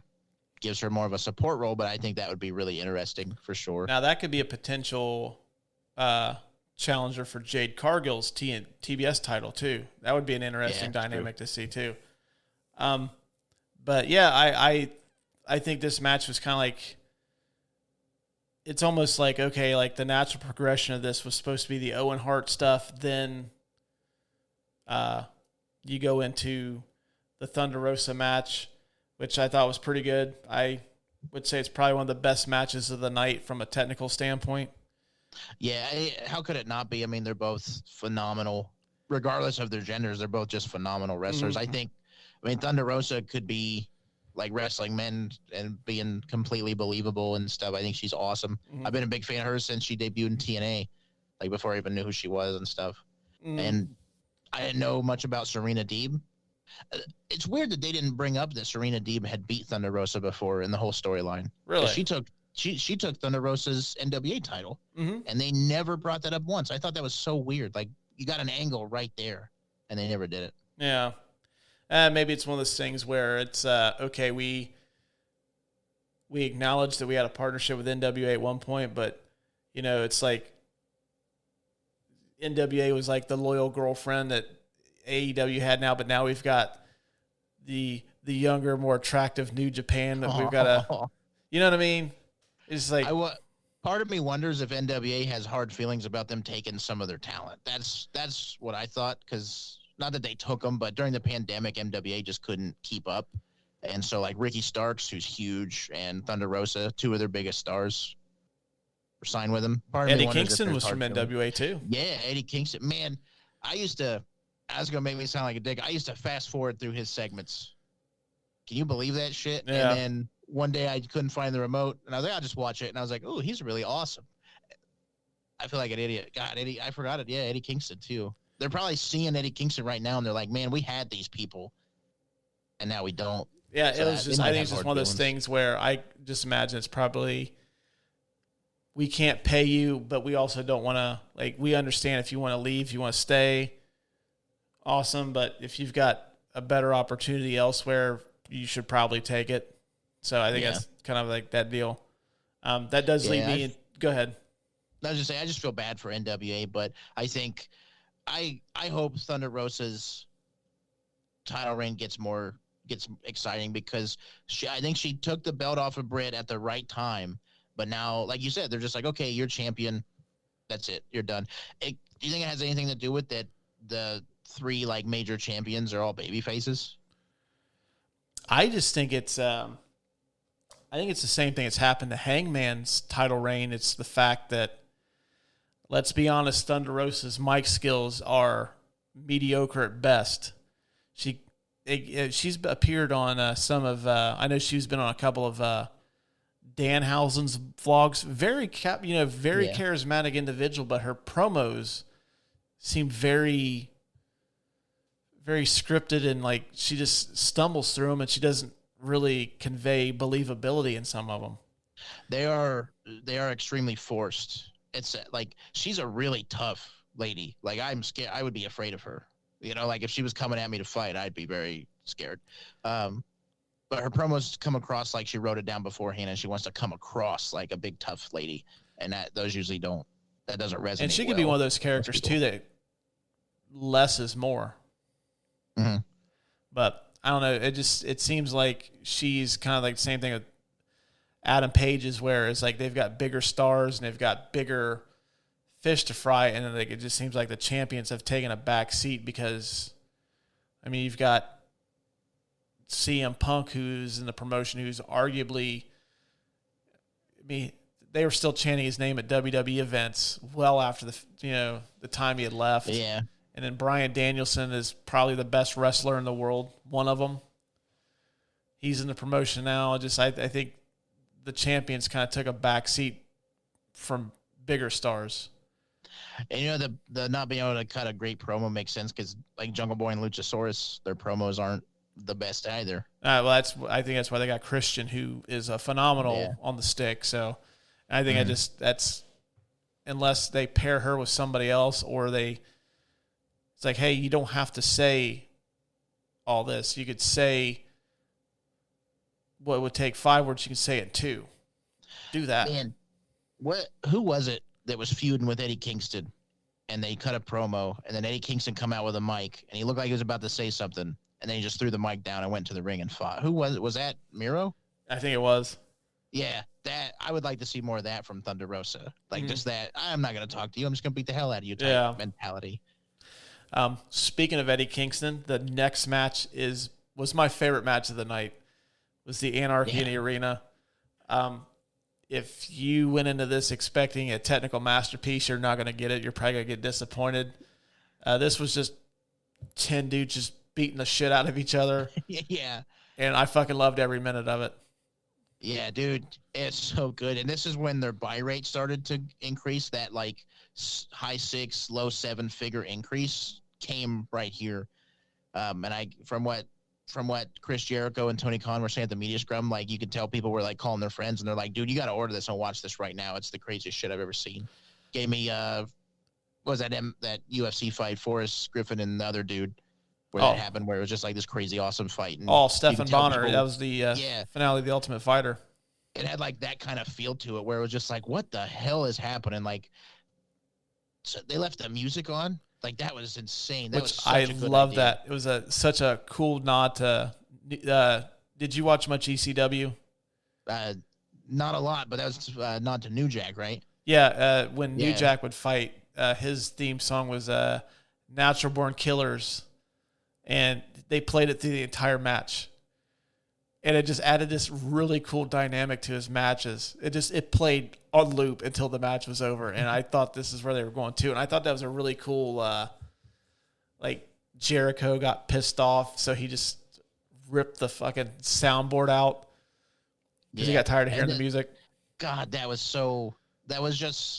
like vintage Chris Jericho, right? Mm-hmm. Like classic Jericho move. But I don't have a single bad thing to say about this match, except the ending just seemed weird. Like Bryan Danielson was obviously not unconscious. Like that's the only issue I would have with it. That was a brutal looking finish, though. It was. I don't know. It was maybe I'm just unhappy with it, like with who won. But I don't know. I think Jericho Appreciation Society needed the win more. I was going to say I think they needed it too, because I still think that Eddie and Chris have to have their blow off match, just the two of them. Mm-hmm. And I think it sells better if Eddie's the underdog and Jericho's got this win over him versus if they won it the other way. I think if it wouldn't have made sense if Eddie and those guys won, but yet, there was no like blow off, because Jericho and Eddie didn't even really touch each other outside of the fact that Eddie Kingston was trying to murder Chris Jericho with gasoline. Well, at the beginning, they went right after each other. But, yeah, dude, him coming down with that gasoline, and I'm like, man, he's going to pour that on Danielson, too. Like, that's going to be bad. Yeah. Gosh. That was a risky move considering how expensive gas is at the moment. That probably had to be at least like $300 worth of gas in that tank. Right. Bunch of people watching it like, oh, man, that's a waste. I ain't watching wrestling anymore. It's like, what the fuck are you doing? I'm just assuming it wasn't real gasoline. Props to Jericho for selling it like it was, though. He kept wiping himself off and like freaking out and wiping his face. Mm-hmm. I thought that was pretty awesome. Big thing now is that Bryan Danielson kind of interceded and prevented a murder from happening, is like, what's going on with that now? Like, is that just a kind of a one-shot deal, or is Danielson going to be in that feud now, or? I don't know where they're going to take it. Did you watch the media scrum with Chris Jericho? I tried to watch some of it today, but having a 3-year-old daughter makes watching like that virtually impossible during the day. So the original plan was for the match to happen, and then Chris Jericho and Eddie Kingston shake hands and then become a team, and then Moxley would team up with them, and then the three of them would just go on a tear, was the original plan. And then Chris Jericho said he saw Bryan Danielson's promo where he mentioned Jon Moxley, and he's like, fuck, I probably won't be able to do this now. So they started the Blackpool Combat Club. Oh, is this where they wanted Daniel Garcia, and then Jericho said, well, it would make more sense for like Daniel Garcia to join him because he already had that thing with 2.0. Yeah, and which is the right call, because Daniel Garcia doesn't need any help with his wrestling, in my opinion. He needs help with his character work, which is coming along great, in my opinion.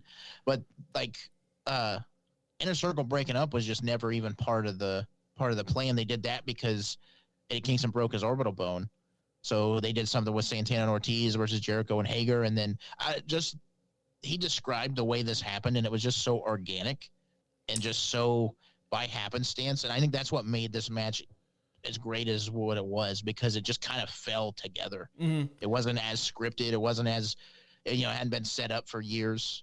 It was just so organic and so natural. And I think that's in my opinion when wrestling's at its best. Yeah, actually, if you get a chance, we're recording on a Monday night. Jericho's Talk is Jericho podcast comes out on Wednesdays and Fridays, and on his Friday episode, it's about the formation of the Jericho Appreciation Society. The whole episode, it's got all of them on it, and they go into depth on what happened. So yeah, I when you started to talk about that, I was like, okay, yeah, I heard about this on Friday. So yeah, I'm definitely gonna listen to that. I haven't listened to this podcast in a while. I kind of go in and out of it, but I don't think there's a better professional in wrestling than Chris Jericho right now. The dude just reinvents himself over and over. The whole wizard thing, like, that's just ridiculous that's over, that he's like throwing fireballs in people's faces. Yeah, I kind of dig that too. Actually, Pro Wrestling Tees had a Memorial Day promotion, and I had told myself, like, okay, I'm going to buy the Jericho Wizard shirt that they're selling now, and I completely forgot about it until actually about half an hour ago. We were talking, I'm like, shit, I didn't order that shirt.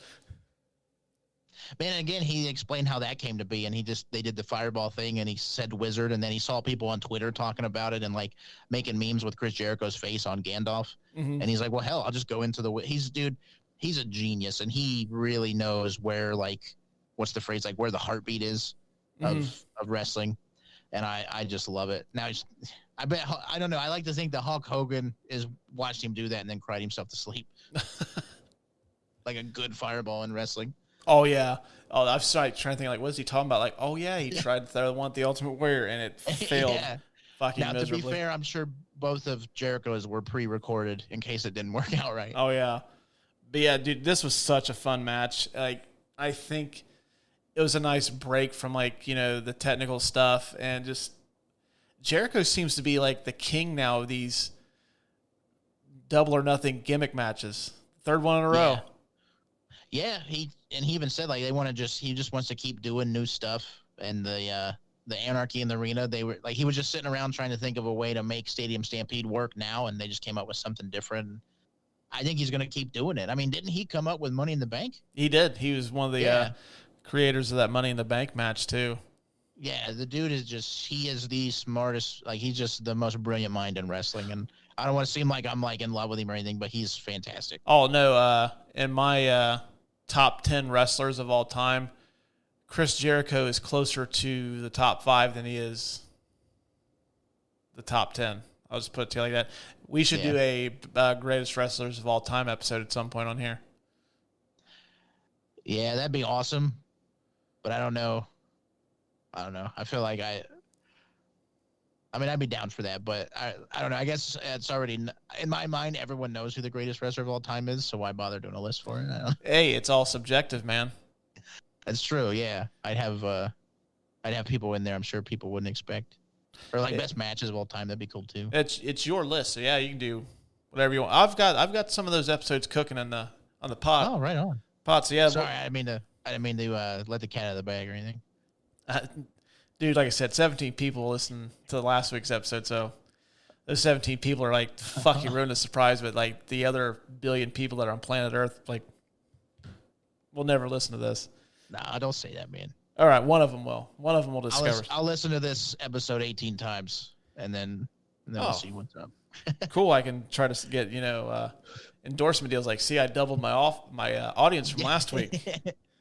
Well, yeah, I don't know. I don't know what else to say about this match. I feel like there's more that needs to be said about it, but it's just, I hate this. It's just classic Jericho. Like, he's so good. And then you just happen to have some of the best wrestlers in the business right now in that match too.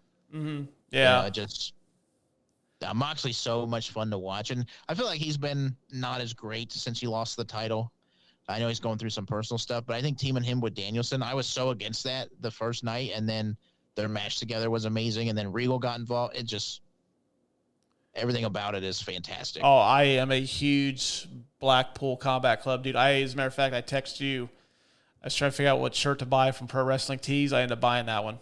I was like, because you were the deciding vote on that. Yeah, dude, it's just cool. And at first, I was like, Blackpool Combat Club. Is that gonna work? And then it just has an awesome ring to it. And I think having William Regal helps because he's so phenomenal on the mic.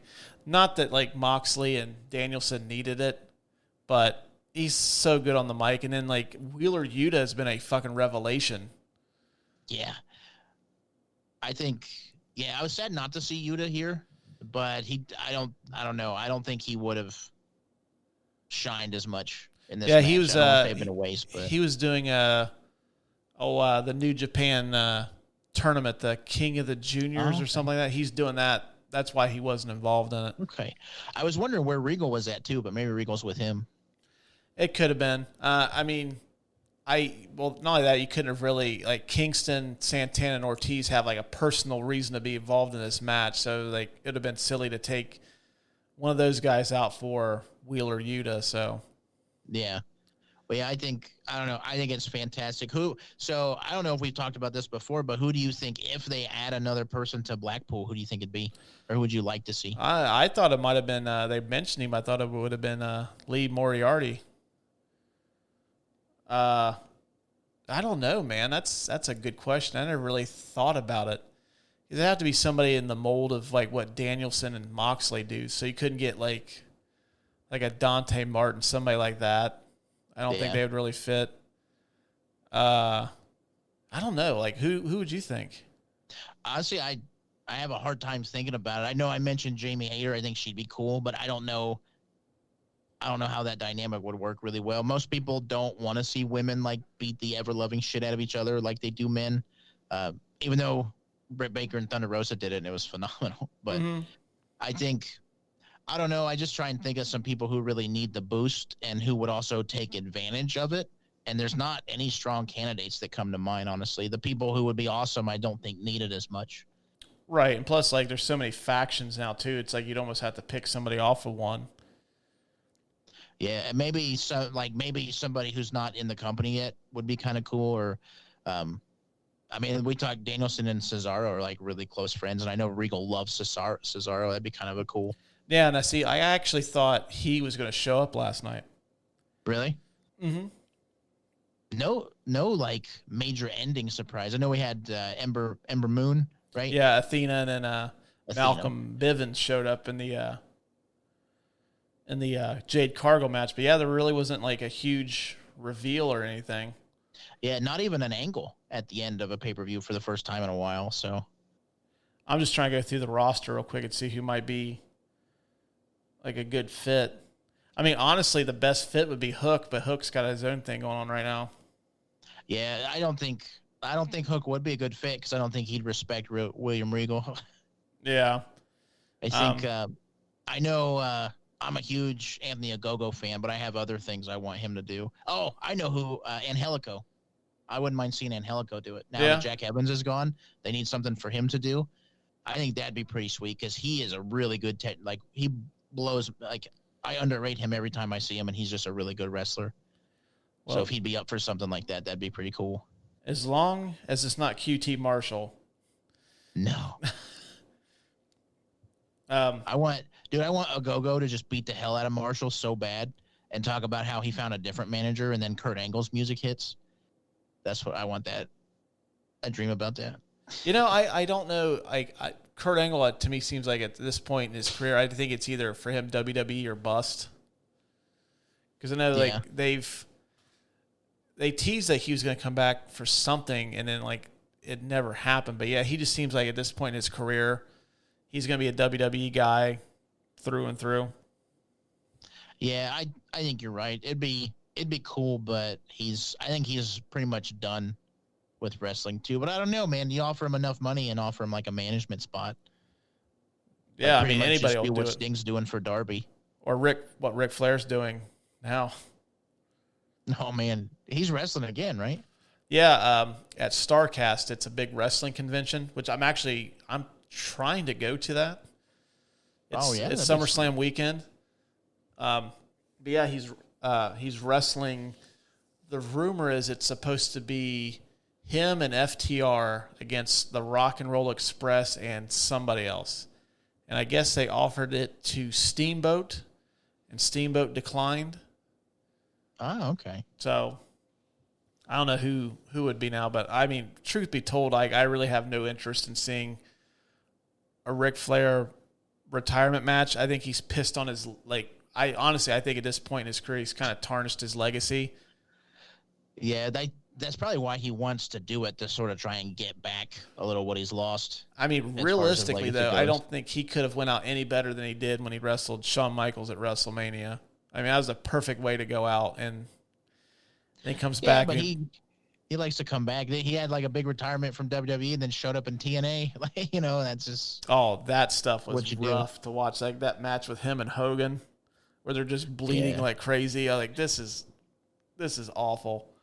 In my opinion, the one good thing about him and TNA was him and Jay Lethal's promo where they just wooed at each other. That was good. I mean, that was worth it in my opinion. Yeah, I mean, we could have gotten that As a manager, yeah, totally cool. Also, dude, I know exactly who needs to go to Blackpool Combat Club next. Luther. Calling it now. You think? Because I know him and Jericho are friends, and I think Luther's like kind of one of those guys that he's kind of an older wrestler who's just there to kind of help out younger guys. He's more like kind of in the QT Marshall mode, where they're more like in Dustin Rhodes, where they're still there. But and honestly, now that I think about it, Dustin Rhodes wouldn't be half bad. I was just making a joke when I said Luther, just because I'd love to hear him scream. Like I thought you were serious. No, man. I was making a joke. No, I was making a joke. I like Luther. I'm glad he wasn't, because he was originally the Exalted one. I'm glad that didn't happen. But who knows? If it did, he might be awesome. Right now. Who knows? But yeah, he was on Talk Is Jericho a long time ago, and he kind of just said that he's along for the ride. Yeah, which is cool.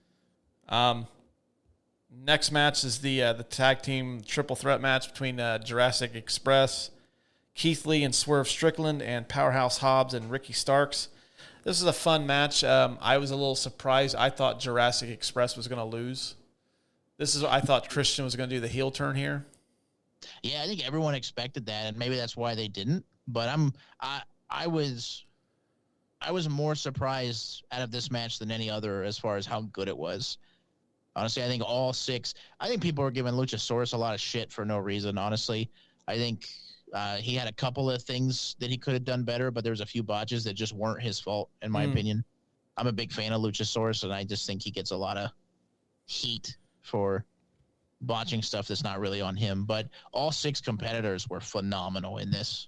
Like, totally blew me away. I didn't give a crap about Swerve Strickland when he debuted, and now I get so excited because he's such a good wrestler. Oh, Swerve is awesome. I was telling my son, I let him stay up last night to watch this, and I told him when that match started, I was like, keep an eye on Swerve Strickland, dude. That guy is amazing. Yeah, him and Keith Lee is such a good pair, too. I didn't think, when Keith Lee debuted, I was like, man, what are they going to do with him? Because he's awesome, but I don't want him to just get lost in the shuffle. And I think this tag team that's probably happened by accident is phenomenal. That backflip he does off of Keith Lee is so good. Oh, yeah. And then, man, Keith Lee is a fucking marvel. Like, just seeing a guy that size move the way he does.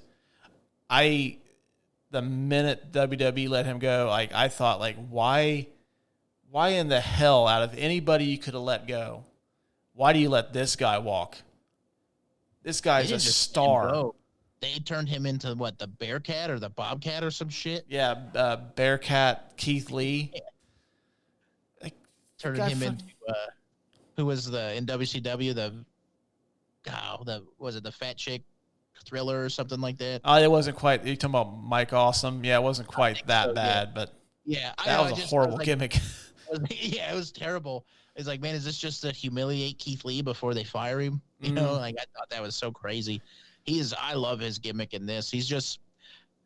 Might come across weird, so I'll apologize. But I always tell Mercedes, Keith Lee just always looks like he's about to make sweet love to me, and I don't. But I'm so confused by it. Like his facial expression, I'm just like, what does he expect from me? I don't know what to do. But I'm here for it. He's phenomenal. He was on Jericho's podcast not too long ago, and just like hearing him talk for an hour, I was like, fuck, man, why can't I sound like that guy? Yeah, right. But yeah, to do a voice on the Knights of Degradation, do like a sexy bugbear voice or something. I don't know. Hey, you never know, man. I heard he's a gamer, so maybe he ventures into that realm too. But yeah, he's good. And Starks and Hobbs are awesome too, man. Those two are incredibly underrated.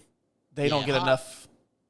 Dude, Hobbs is that spine buster he put on Keith Lee a few weeks ago. I still think about that. I'll still look it up and just watch it. Just that 10-second clip of that spine buster. And it's been really nice seeing him progress too. He's getting so much better each week as a wrestler too.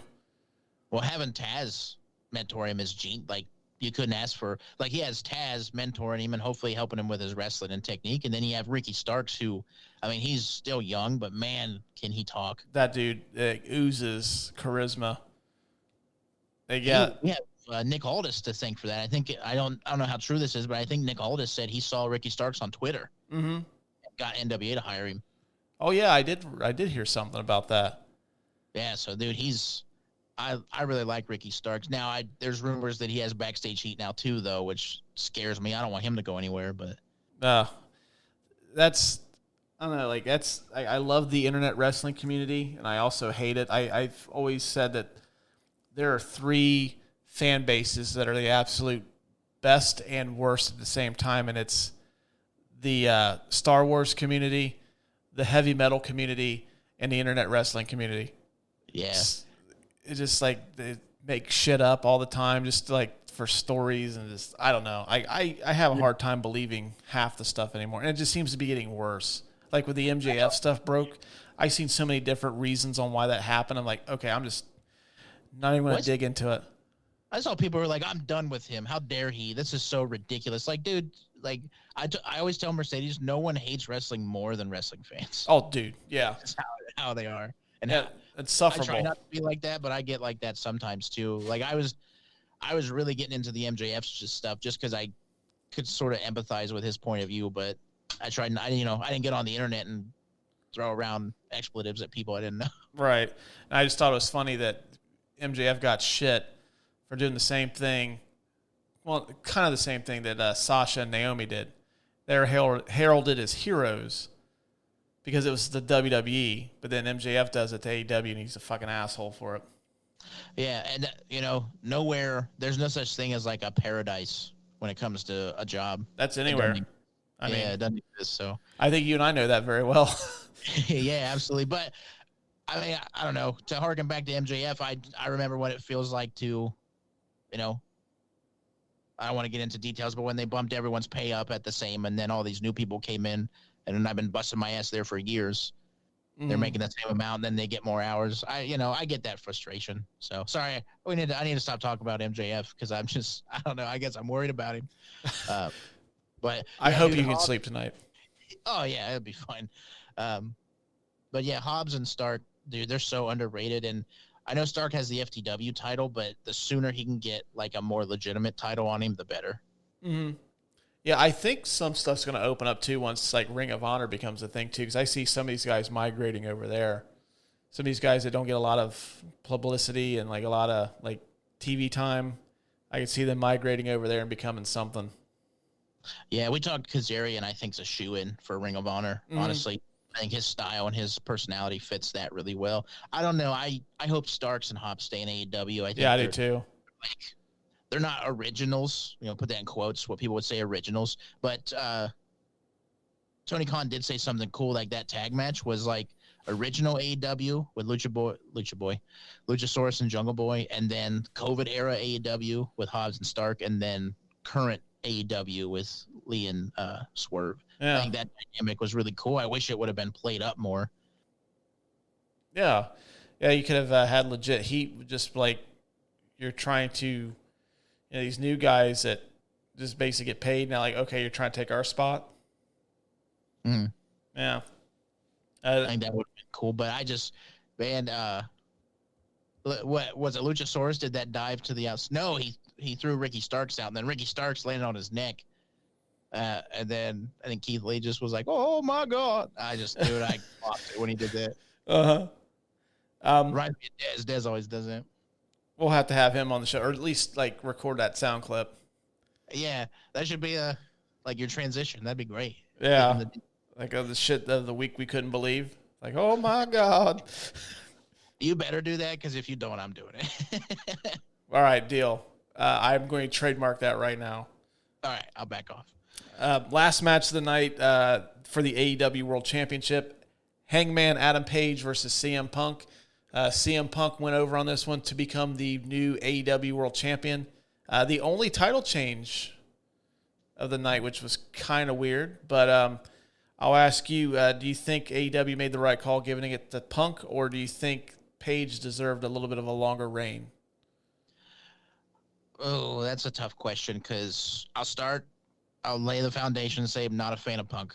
I think he's a good wrestler. I got really excited when he came to AEW.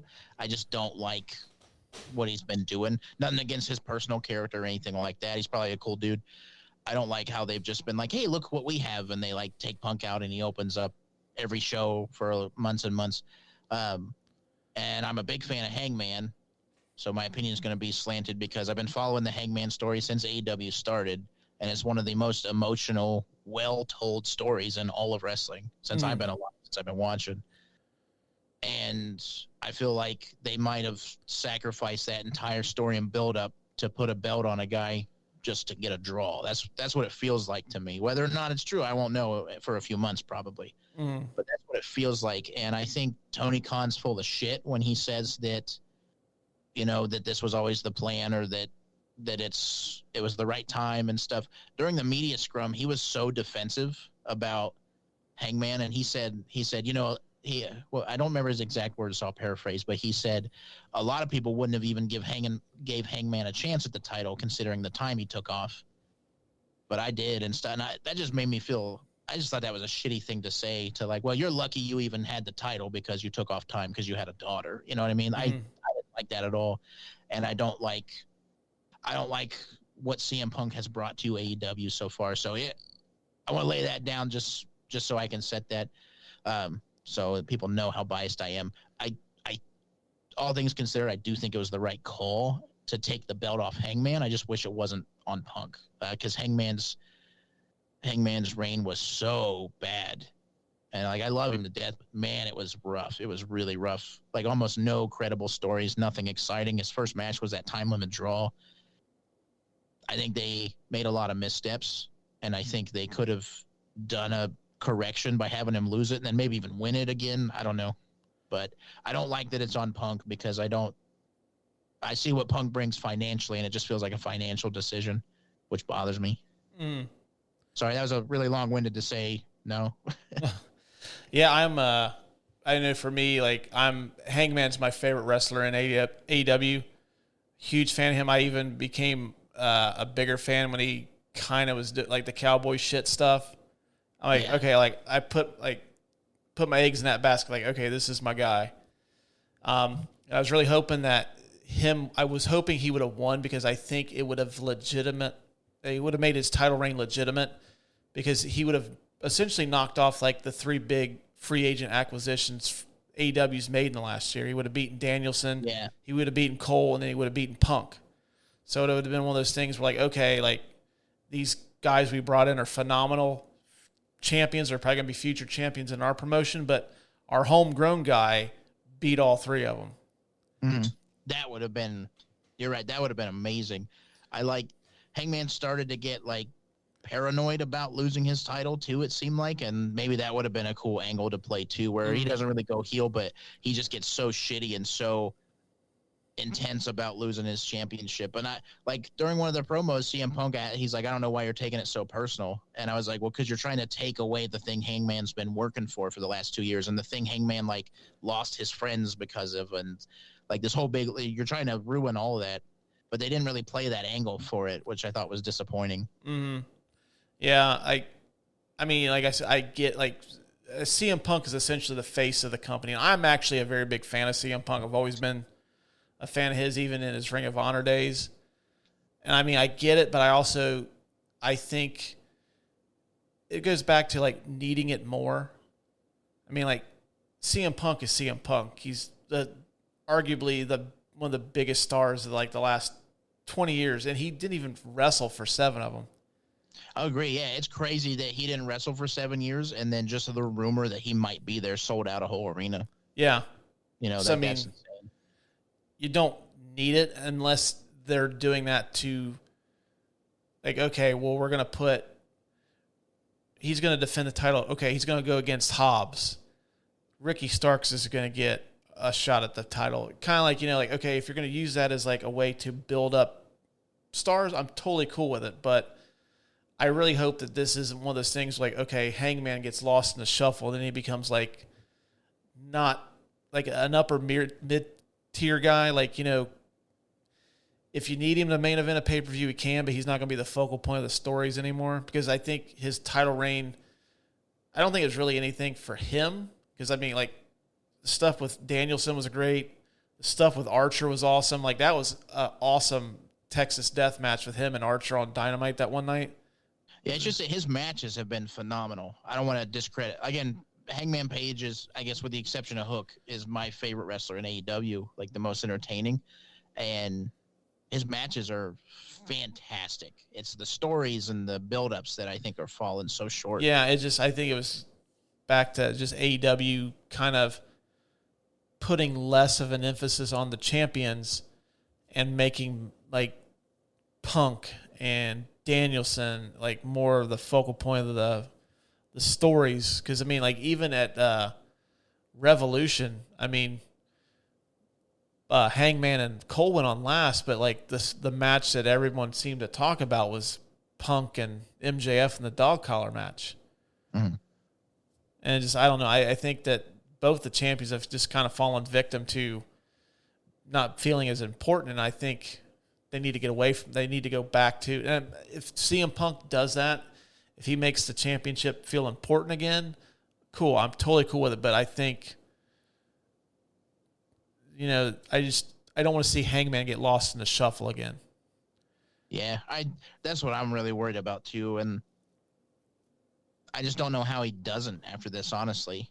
Like, I really don't. I mean, he could do a full heel turn, I guess, but who do you put up against him? Like, what story do you tell now with Hangman that doesn't involve the title and stuff? I guess you could do stuff with the Elite. I don't know.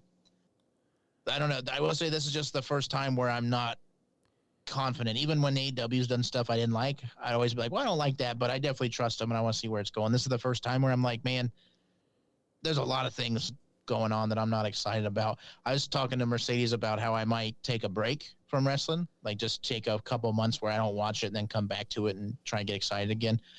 I'm not going to do that, but I'm probably not going to watch it live and stay up on Wednesdays to watch it. I'll probably watch it like Thursday morning or something like that. Mm-hmm. Yeah, I mean, I think some of this, I'm thinking, well, I mean, I guess they don't really need to sell it because they fucking sold out the United Center, but I think this sets up Punk versus Okada or Punk versus Ospreay at Forbidden Door. I was more Page keeping the title too, because I think a champion versus champion match, if you do Okada versus Punk, you kind of know what the outcome's going to be. Like, neither one of these guys are going to win both titles. I could be wrong, but I don't see somebody walking away with 2 championship belts. Whereas if you put Punk against Okada for the New Japan World Championship, and then you have like Hangman versus Ospreay for the AEW title, like, okay, a little bit of intrigue now. Like, is Ospreay going to win the AEW title and become the champion there? Is Punk going to win the belt from Okada? I don't know. Yeah, I think you said like 2 great matches instead of 1 great match. But yeah, it just makes more sense to me. Yeah. I don't know. But I don't know what kind of deal they have with New Japan either, though. It could be a thing where we're like, New Japan's like, yeah, we'll work with you, but our guys aren't losing or something. You know what I mean? It could be something like that. Do you think Omega's going to come back by then, or do you think he'll come back that night? I have heard that Kenny Omega seems to he keeps having setbacks, and he's not healing as quickly as he would like. Yeah. All right. They don't want him to rush back. No, for sure. They want him to take all the time he needs. They need Kenny Omega back. Yeah. You don't realize how much you missed him until he's gone. Do you watch BTE? Every great once in a while. He had a short little segment where he was trying to get a hold of people. He called the Young Bucks, and they didn't answer. And he called Cody, and he's like, "That's weird. Cody usually answers." Oh. I just thought that. I thought that's really funny. I'll have to check that one out. Real quick before we wrap things up, biggest winner, biggest loser of the night. I don't know. I think. Oh, that's a tough one. Sorry, I'm going back through the matches here. I mean, I guess the biggest winner has to be everyone involved in the Anarchy in the Arena match. I don't think I can pick a specific person, but just that. I think we're all winners from that match, but I just think, dude, that, like you said, that was 10 dudes just beating the hell out of each other in one of the most entertaining ways possible. So I think all 10 of those guys, like that match itself, would be the biggest winner. And for me, the biggest loser is just I'll say it's a tie for those two matches that were just in there for filler. Jade's match and Kyle O'Reilly and Darby's match. Yeah, I think no build up, no story, no nothing. I just thought those were duds. For me, biggest winner, Wardlow, came out of that match looking like a star. I'd say he's the biggest winner. Biggest loser is Hangman, because now where does he go from here? Yeah. Yeah, that's true. Wardlow definitely came out amazing. I can't wait. Like, man, I'm so excited to see what he does next. I know you were pro Wardlow before I was. Yeah, I think moving forward, he's probably going to be the most excited. Like, I want to see what he does next more than anybody else. I'm just really nervous about it. I don't think they have any idea, honestly. Yeah. I think Tony Khan is so obsessed with Punk. He's not thinking and booking the way he normally does. Yeah, I'm curious to see what shade at him. I mean, he's a billionaire. He knows what he's doing, but I think he cares way more about Punk than he's letting on. And I just think he's letting it kind of cloud everything else. I know I'm going to go into AEW programming for the time being, not taking anything they're doing too seriously, because I think they're really just prepping for a Forbidden Door. I think once that's over, that's when you can start reinvesting into what's going on in that promotion. But yeah, that's a good point. Maybe, I don't know. I really do think I could use some time off just to cool off, but I also don't want to miss anything awesome that happens. Yeah. Well, if you decide to just see what's going on, Bleacher Report, watching stuff on that kind of stinks, but their app is pretty cool if you want to catch up on sports and stuff. So, yeah, I appreciate it, but once they refund me, I will never do business with them. Fair enough. I was so livid at the way that worked, and I guess part of it too is my Fight TV didn't work, which I didn't know about until 7:30. Mm-hmm. So, it was a little bit before 7:30 when I found out the VPN wouldn't work. So, yeah, that's just a big mess. But I blame Bleacher Report for all the hassle I had, for sure. And it's, you pay $50 freaking for something, you want to sit and watch it, not sit and watch it for 10 minutes and then the app crashes and you have to reload it. And yeah, I'm all about getting drawn in, and that just kills any sort of momentum or tense intensity that I had. So that's kind of a bummer. All right, big takeaway from this program tonight is Bleacher Report, get your shit together. Yeah, or Tony Khan, figure out a different way to get your programming to people, because it's not working. I don't know why they don't do Fight TV in the United States. I really don't. Yeah, I don't get it either. Real quick before we let you go, Kohl, your podcast, The Knights of Degradation, be coming back soon. Plug away. Yeah, so Knights of Degradation is a Dungeons and Dragons audio adventure is kind of what we call it. We take a Dungeons and Dragons campaign, we record it, and then we edit it to sound more like an audio drama, like an old-timey radio show. Sound effects, high-quality music, voiceovers, stuff like that. It's very entertaining. We've been on hiatus for about 8 months because I had a baby, and then we each took turns having COVID. So that's just kind of how it goes. But we're getting ready to make our big comeback. We got some great episodes coming. Our last episode was a big cliffhanger, so we're excited to kind of resolve that. But we have some other cool stuff coming, new website, new blog.